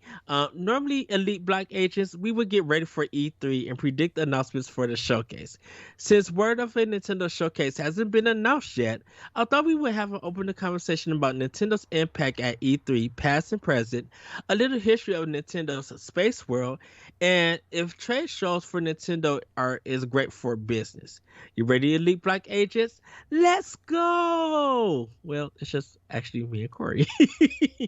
uh, so I kind of wanted to ask you, Corey, like from past E3s, hearing about Nintendo or watching about Nintendo, like how impactful have they been for E3? How impactful Nintendo been? has Nintendo been? Yeah. If you want to go the other way, they've been pretty impactful on taking it down because of Nintendo Directs, right? Nintendo they kind of started the digital delivery, like the direct delivery system, right? Where the Nintendo Directs aren't presentations anymore. And I think they started that because of not just the Nintendo Land stuff, but like when they revealed the Wii U, they had that big Nintendo Land set, right? And like they promoted Nintendo Land and they were showing it off and everything. And it was like, well, that's so much money going into this set to like, it's really a lot cheaper for them to just make a YouTube presentation. Plus you get it direct to your fans. There's no chance of script slip ups. There's no chance of games kind of, I think another reason was, remember when Miyamoto went out there for Skyward Sword and he was using the Wii remote and it wasn't working correctly because they didn't account for all the stage lighting and photography and everything, and it really messed up the demo. Yes. Those are the things that I think about when Nintendo started Nintendo Direct, and it's like they now have a very nice curated system of how they deliver the products to fans, and everybody's always looking forward to the next Nintendo Direct. Everybody's always like, what's the one more thing? What's the big announcement? What games are going to be here? And there's all these crazy predictions on the internet, and 90% of them don't come true. And, it's a big deal. And I think they've really impacted E3 that way, to the point where like Sony doesn't even show up anymore, right? They do their state of play the week before. Microsoft doesn't really show up either, right? They have their booth on the floor to show off their games, but their presentation technically is not part of E3. It's at the Microsoft Theater, right? The weekend before it starts. So I'd say they've had a pretty big impact in taking out E3, to be honest with you. Now, granted, they still have like their Treehouse stuff on the show floor, which I think they still want to have a presence at E3 because yes. Strategically, I think it makes sense to at least be there, and they have Treehouse showing off demos, and they have their booth to show off games and stuff. But like, I think Nintendo is kind of really thinking strategically, and doing it this way has really benefited them. Now, granted, no E3 this year, but they can still do Treehouse from, Seattle or Redmond or wherever they're located now, right? Which I think they plan on doing. Yeah, I know, but I'm saying like they can still do that. It's not like Treehouse is so dependent on E3. It's just a nice thing to have at E3. And so, I think that E3 is Nintendo has impacted E3 so much by, I think, being there and having great presentations because, you know, instead of going to CES and Space World, they had this new platform where everybody was paying attention. Yes. But now in the internet age, they don't need to sell their product to stores anymore, right? This isn't the place to sell stores on the product. They have those private meetings, and they can do that through Zoom calls and stuff now, to the point where, like, this is just to hype fans up now, and they don't need E3 for that. Well, I think for the impact wise, I think I really think that Nintendo was the reason that a lot of people were going to E3. And yes, Microsoft and Sony, of course, but it was always the question of what was Nintendo going to bring. And they were going to bring. Was it that way though? I don't think it was that. It was definitely not that way when the Wii U showed up, right? People were I'm going more for the past than what the modern version is, because, like, you really couldn't get into Space World. You really didn't have any kind of notice or anything. But when it was also before YouTube existed.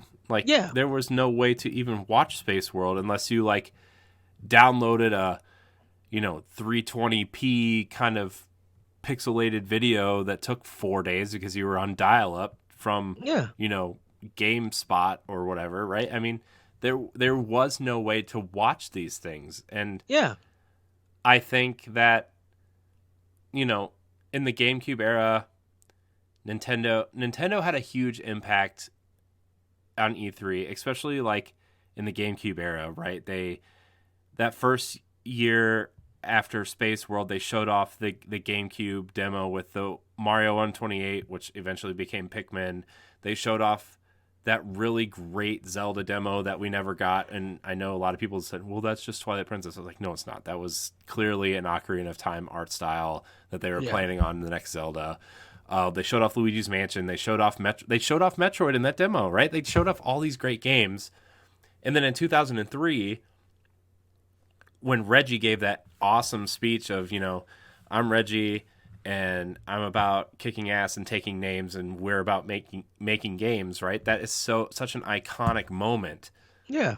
And then when Twilight Princess was revealed and people started literally crying, because this was the Zelda everybody wanted, was this dark, kind of eerie, gloomy Zelda game. This was the game we wanted that, Wind Waker wasn't. Everybody hated Wind Waker when it came out. Everybody hated the way it looked. I'm sorry, everybody who loves Wind Waker. Everybody hated it. And Twilight Princess was the saving grace of Zelda because it was the game we wanted. And so, And then when the extra games came out, it became the reverse for some people. I mean, I get it. Like, Wind Waker aged better. I think the art style, I think a lot of people grew to appreciate the art style more. And all in all, maybe a little bit better game in terms of, streamlining stuff. And, I think Twilight Princess has the best Zelda dungeons of any Zelda game. But the stuff in between the Zeldas was such filler. Right, it was almost annoying, some of the stuff that you had to do between the dungeons, and I think Wind Waker kind of alleviated all that. But still, two of the best Zelda games out there. Well, when it comes to Nintendo's impact for E3, like, even before, like, the streaming and the video stuff, like, when people were getting magazines like EGM and Game Informer and GamePro, people will always go to the Nintendo Nintendo section first before they went through everything else. And regardless of how it was graded or anything, people they wanted to know, what did Nintendo show? What was the talk about this? Because yes, when Microsoft and Sony came along and started doing their things, yeah, they had the big, AAA games coming to their systems. They had some good first party, but you weren't flipping through magazines or trying to check news for any of those, because it was just like, what did Nintendo show? Now, it was always up and down with Nintendo. There'll be a good year, there'll be a year that games weren't for people, so they consider it as a bad year. But a lot of people weren't rushing to E3 for a lot of the other stuff besides Nintendo, and I think it's because Well, of I don't think that's true. I think the PlayStation 2 was super dominant. Everybody wanted to see Metal Gear Solid. Everybody wanted to see uh, Final Fantasy X, and everybody wanted to see God of War and Twisted Metal. Like there was a lot PlayStation fans could grab onto. Xbox, like especially during the GameCube, PlayStation 2, Xbox era, like Xbox was still trying to, you know, find their way. And obviously everybody just wanted Halo, right? I mean, after Combat Evolved came out, everybody just wanted Halo 2. And, you know, if you guys haven't watched the Xbox documentary on Xbox's YouTube channel, like it's a really great documentary and you should go watch it if you're interested in the early Xbox days. I love that documentary. I'm not like the biggest Xbox fan, but I love that documentary. It's so well done. I mean, the last episode's just a big marketing pitch for the 20th anniversary and Series X and stuff. But like the first 5 episodes are amazing, and they go into like the Red Ring of Death and the failures of the Xbox One and how Kinect kind of almost put the Xbox brand out of Microsoft's business plan, right? And how Phil came back in and kind of gave them a new vision and whatever. I mean, we can talk about all that on something else, but like, I think that PlayStation was so dominant and they had so many great kind of IP to show off that it kind of backed Nintendo into a corner. And I still think that Nintendo has never really been more creative than they were with the GameCube going into the Wii era, right? Like turning Metroid into a first-person action game, right? Like that was... So many people hated that idea. Remember how many people hated the idea of a first-person shooter Metroid? Because you know, Xbox had Halo and PlayStation was promoting Killzone at the same time, and turning Metroid into a first-person game, nobody wanted that. And guess what? Metroid Prime is still one of the best games on the GameCube, and we're getting Metroid Prime 4 at some point, right? So obviously that was a great move. Luigi's Mansion was a really interesting idea. Melee is still considered the best Smash.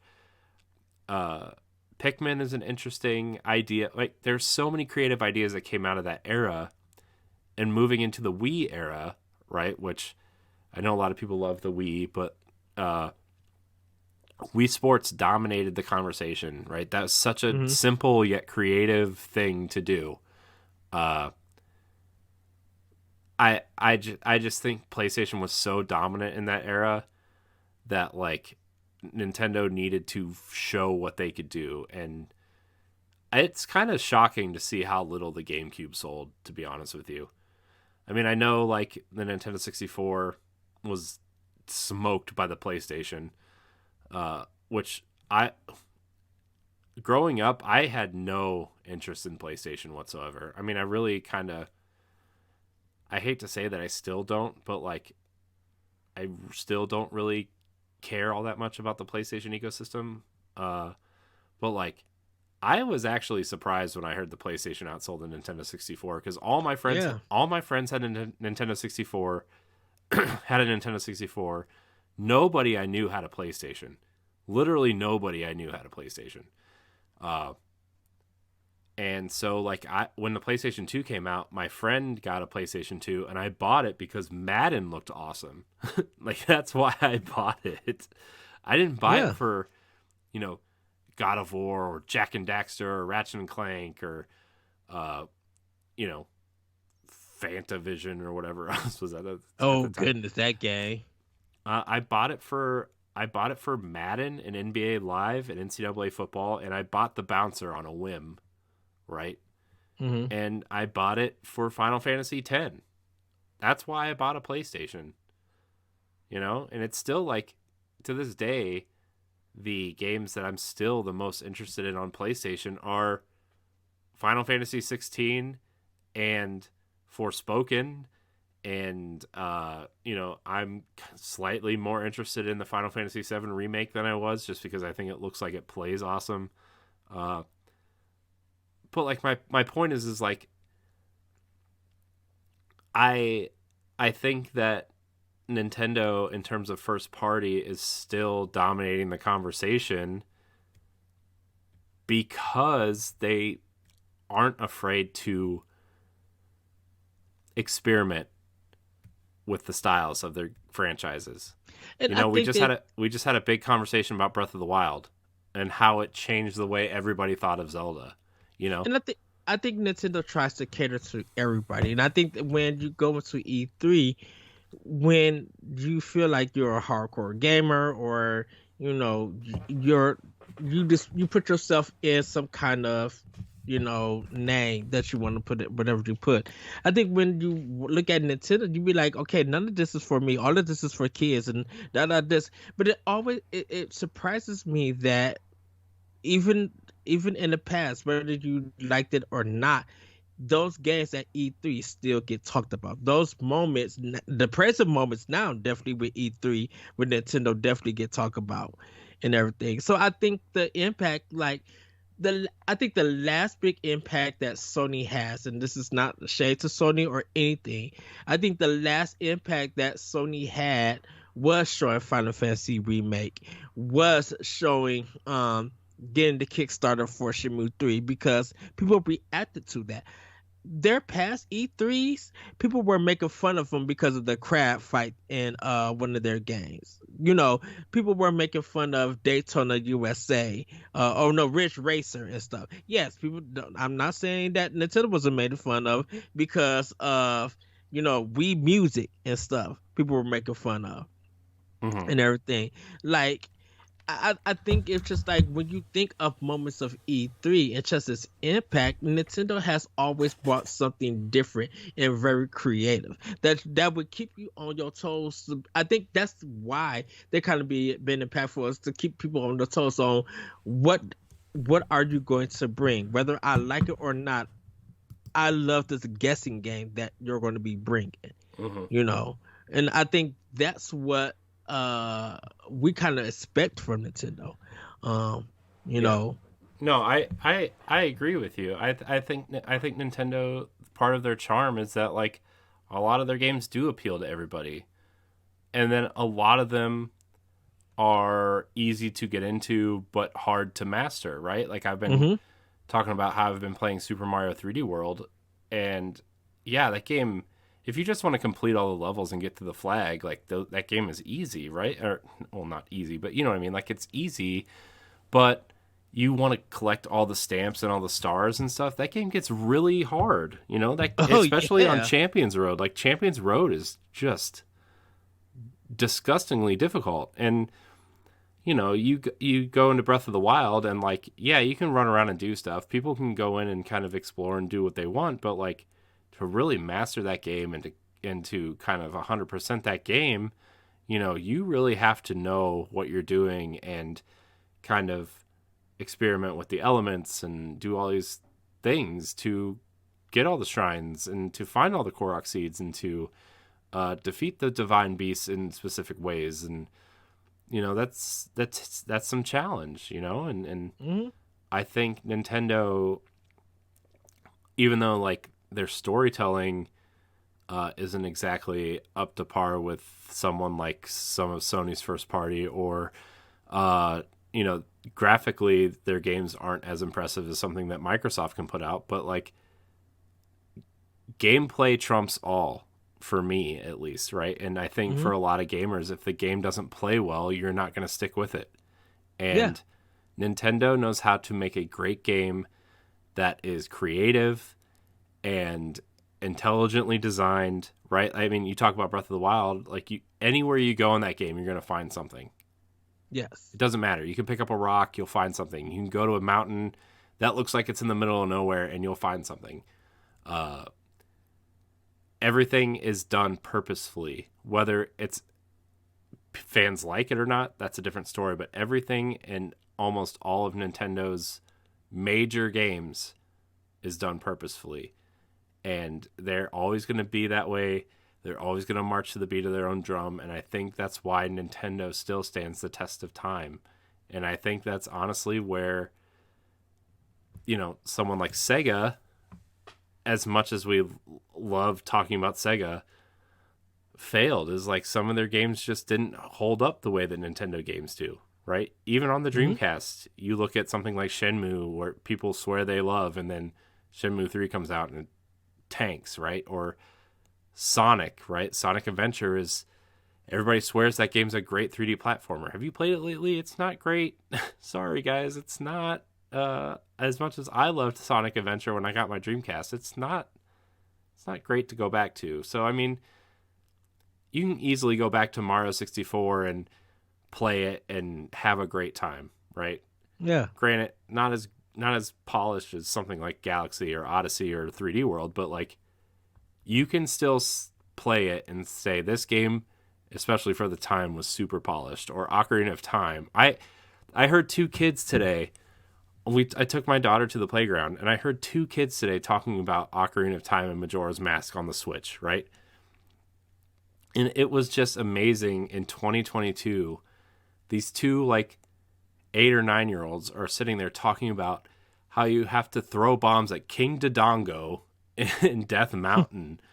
And, how just ageless these games tend to be. And sometimes I think as super fans and people who look at the news every day and look at sites like Game Informer and Nintendo Life and IGN every day, it's just like, I think we lose sight of how impactful these games are in different ways to different people and how ageless these games seem to be,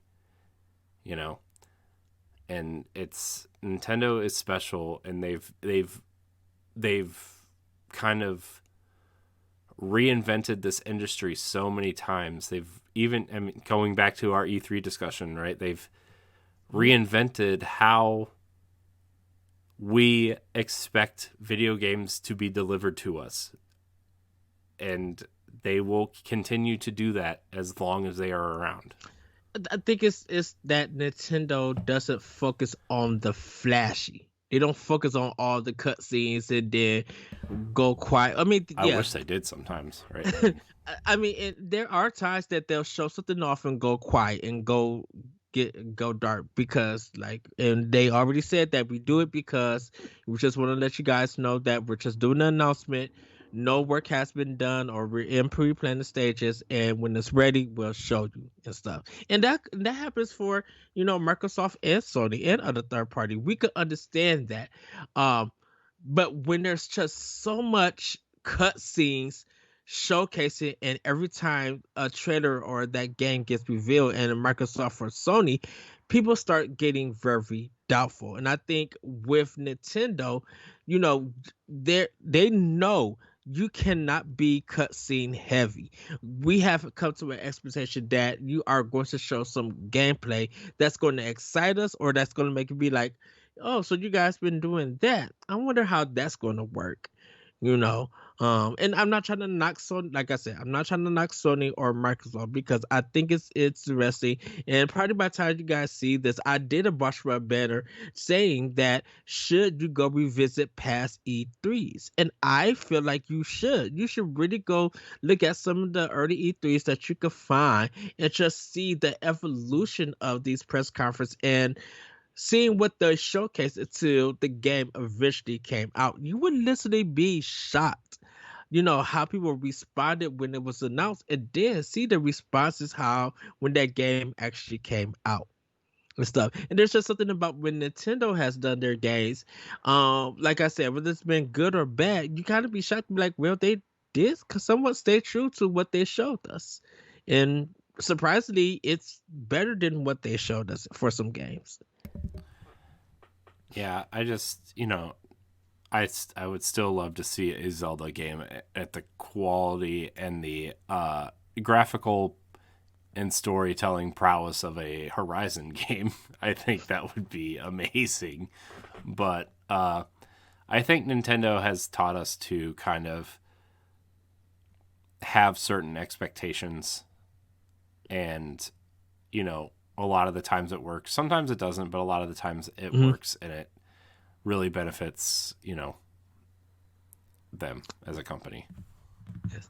Well, we're going to quickly talk a little bit about the history of Nintendo Space World. Whoa. Sorry, I was just being excited. Was that not exciting? Is that not? That was concerning. Just the way that you said it. I'm like, wait a minute, what? Nintendo Space World, formerly named Shoshinaki, and Famicom Space World, was an annual video game trade show hosted by Nintendo from 1989 to 2001. Its 3 days of high-energy party atmosphere was a primary venue for Nintendo and its licensees to announce and demonstrate new consoles and games. Anticipated and dissected each year with hype and exclusivity, it was a destination for the international video game press, with detailed developer interviews and technology demos. The event served as the launch of marketing flashpoints of countless major industry products, especially Nintendo's flagship platforms and video games. The show launched the Super Famicom, GameCube, Game Boy Advance, Nintendo 64, 64DD, and all the core games for the Super Mario, The Legend of Zelda, and Pokemon franchises. Some major exhibitions would be teased and then never be seen again, leaving fans impressed to maintain hype and inquiry for years, as with the Super Mario 128 demo, the controversial Wind Waker teaser video, Earthbound 64, and a litany of lost 64DD games. And it was normally held in Japan. The location was Kyoto, Japan, Makuhari, Masai, Chibi, and, once again, Japan. And then there's like a rundown for some of the years that these games were shown. Like, I remember Space World because, once again, reading it on in EGM, that was the way that I came to learn about it. And it was kind of in the contrast because of the Tokyo Game Show. As much as that started, Nintendo really wasn't at the Tokyo Game Show, so that's why they did Nintendo Space World. Yes. Space World. Yes. Go ahead. Just the name Space World does not sound like something Nintendo would be putting on. I'm sorry. Just like, oh my gosh, why? Whatever, it's fine. Well, our last part of the conversation, the trade shows for Nintendo is a great business. We kind of see them at PAX. We kind of see them definitely at E3. And at a point in time, they were at Evo because of Smash Brothers, but they weren't really anywhere else. But like when they were at a trade show, they were kind of like, not saying the focus, but people were checking out their games and news that they had. But I kind of want to ask you, Corey, do you think that Nintendo should get into more trade shows or anything? I mean, I don't know. I mean, not in like a big way. I mean, I think their booth at PAX is really a great thing to have. I think their E3 presence has been what it needs to be, but I think trade shows are more they're just big fan things now. They're not necessarily what they were made for in the 90s or 80s, they're shows that they get to show things off to fans because these other conversations happen in boardrooms and Zoom meetings and stuff. And I think Nintendo's doing exactly what they need to do right now. And I hope that, they continue to go to PAX and stuff because their booth is always really cool. Continue to go to PAX, continue to do Treehouse, whether it's for E3 or Jeff Keighley's Summer Game Fest, or I can't say what I like to call it on the show, but I think Nintendo's doing what they can and what they should be doing, and I don't think they need to get more involved with anything else. I really don't. Okay. Well, everybody, that's going to be it for Doc Mode. We're going to get into Play with Power. The last thing, before we get into Play with Power, I will say this. I can't wait for this year's showcase because I want to see what they show and finally get some dates. Because Corey, we're going to be like, okay, now we can fill out what the rest of the year is going to bring. I mean, I'm not saying I'm going to try to work from home that day, but I might try to work from home that day. I think I'm going to take a paid day off for that. Yeah. So you might get a text to be like, Yeah. are you on lunch? Yeah. Well, I mean, I think if I don't have anything going on that day, I will probably work from home that day. Okay. And I will take the day off. I'm just gonna be like, look, just put my vacation on it. Find someone who will work. I've been everywhere over yonder. You could bring someone from another store and give me the day off. I need to see my Nancy. Dude, I'm trying to hopefully I could get that Sunday off to watch the Microsoft show. But I gotta see how that goes. Yeah, I wish Nintendo would go on the weekend. Like, that'd be interesting. It's just like Tuesday at noon is such a random time. I just want to, It you know what I mean? is. It's just like, come on. But Tuesdays just like that terrible Tuesday. Like you just be like, something's not right about today, and somehow Nintendo makes it better. Yeah. So, anyways, but yeah, playing with power. Corey, what have you been playing with power? Well, I've been continuing my trek with Super Mario 3D World. Mm-hmm. I'm almost done. I also have tried to play Assassin's Creed 2 on the Switch, and it is not. I don't know. Maybe it's because I'm playing Odyssey at the same time. It's so hard to go back and forth. But I think I'm going to maybe not do that. So I did, however, play a little bit of Fortnite. I got a couple of the skins that were for sale a couple weeks ago. The Star Wars ones and the Scarlet Witch one from the new Doctor Strange movie I got. And then I got the Xbox ones, like the Halo and the Gears ones that were also on sale. So I played a little bit of that. I played the no build mode, and it's definitely way better than the regular mode. But other than that, I mean, I've been kind of getting back into Assassin's Creed Odyssey really heavily.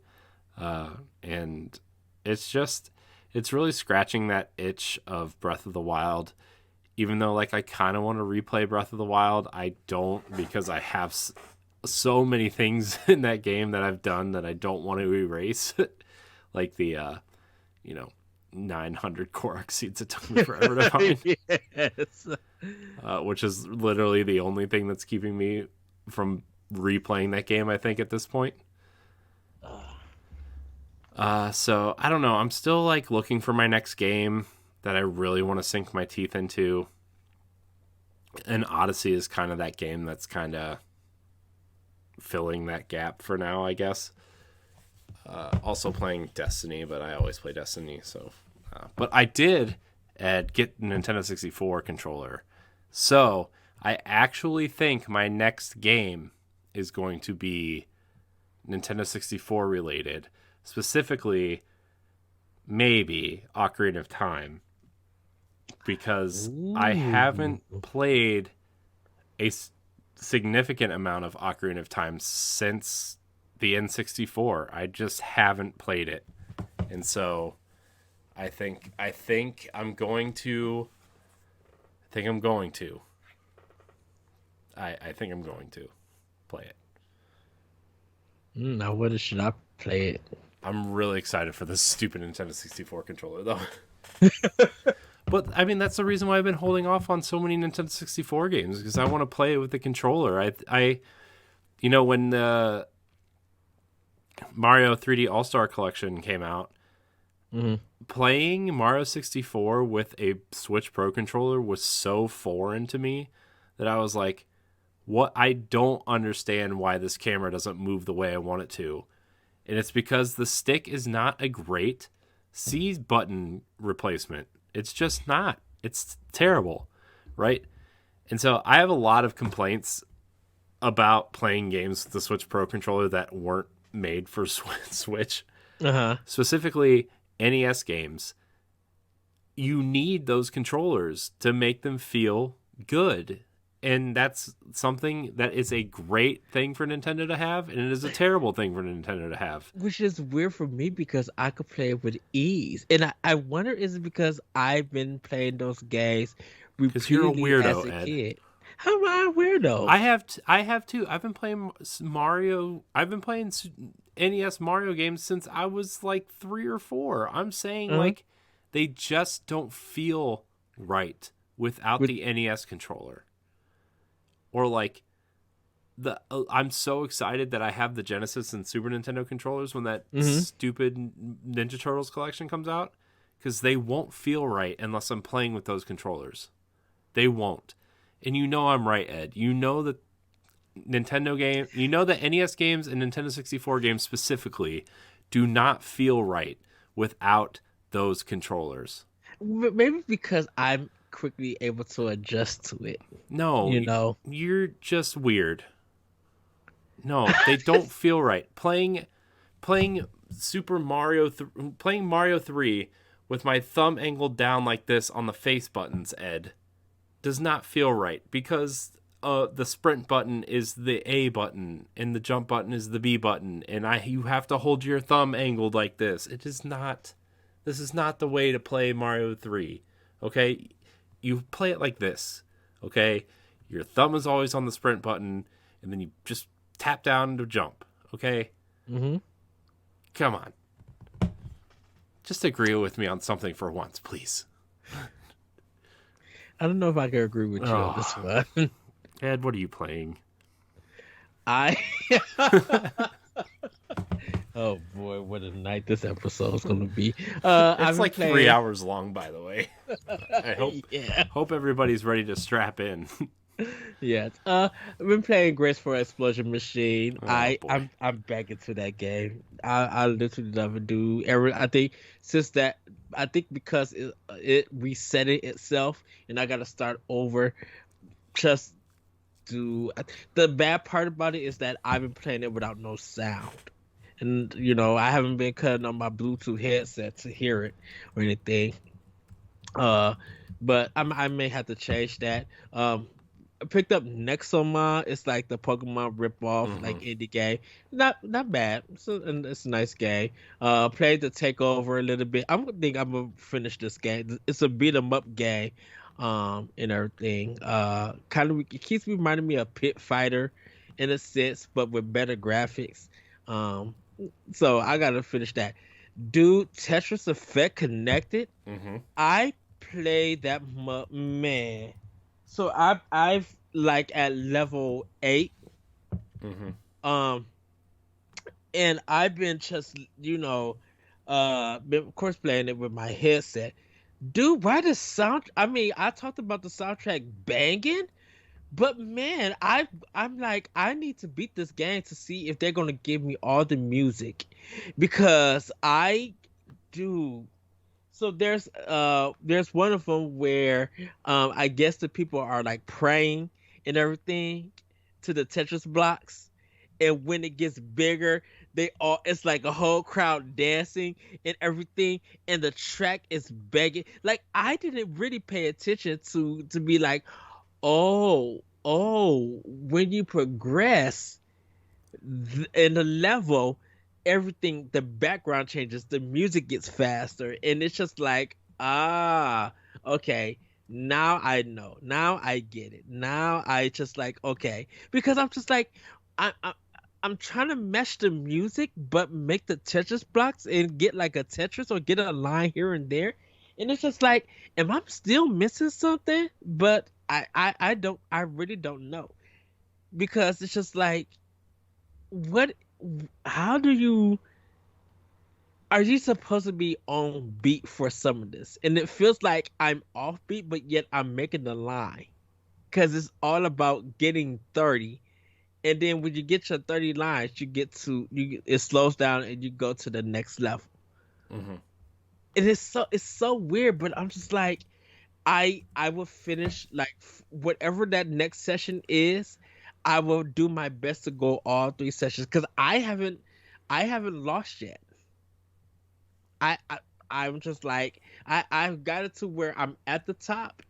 But I just like I make my way down and didn't realize that, oh no, I gotta put the game into effect mode so I could stop and place pieces.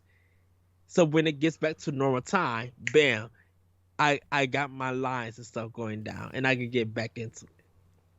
So yeah, Tetris Effect connected, dude, it's addictive. It's so good. It's the only issue I have with Tetris Effect is that when I'm playing in handheld mode, I can't see the blocks sometimes. Mm-hmm. Because I mean they're so small, plus like they kind of blend in with the background and the blocks aren't solid like in other Tetris games. That's the only thing about Tetris Effect that I don't care for.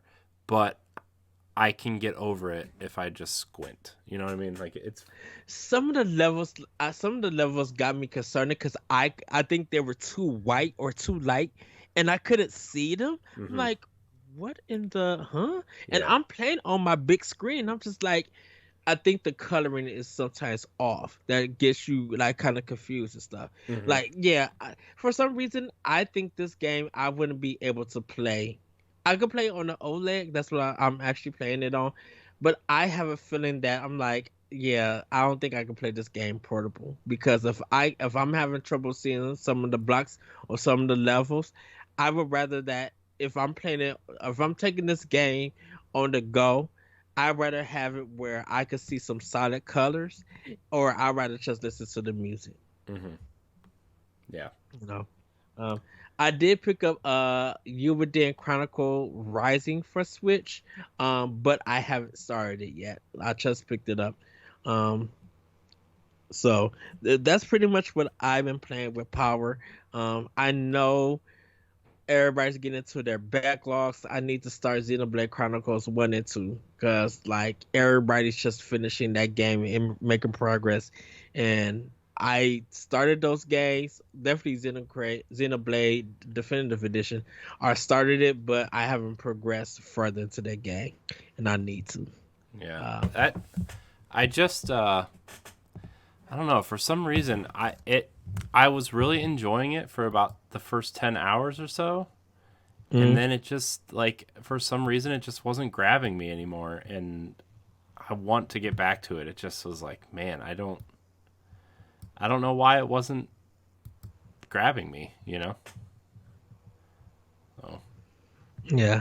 So, but everybody, that's going to be it for Nintendo Power Block. Corey, where can we find you? Because I know it's late. You can find me at I am CoreyNHD on Twitter and Instagram. You can find me hosting the Boss Rush podcast on Expansion Pass, which we don't promote enough on this show, which is our supplemental show that you can find on Sundays on this feed and on YouTube and on Patreon.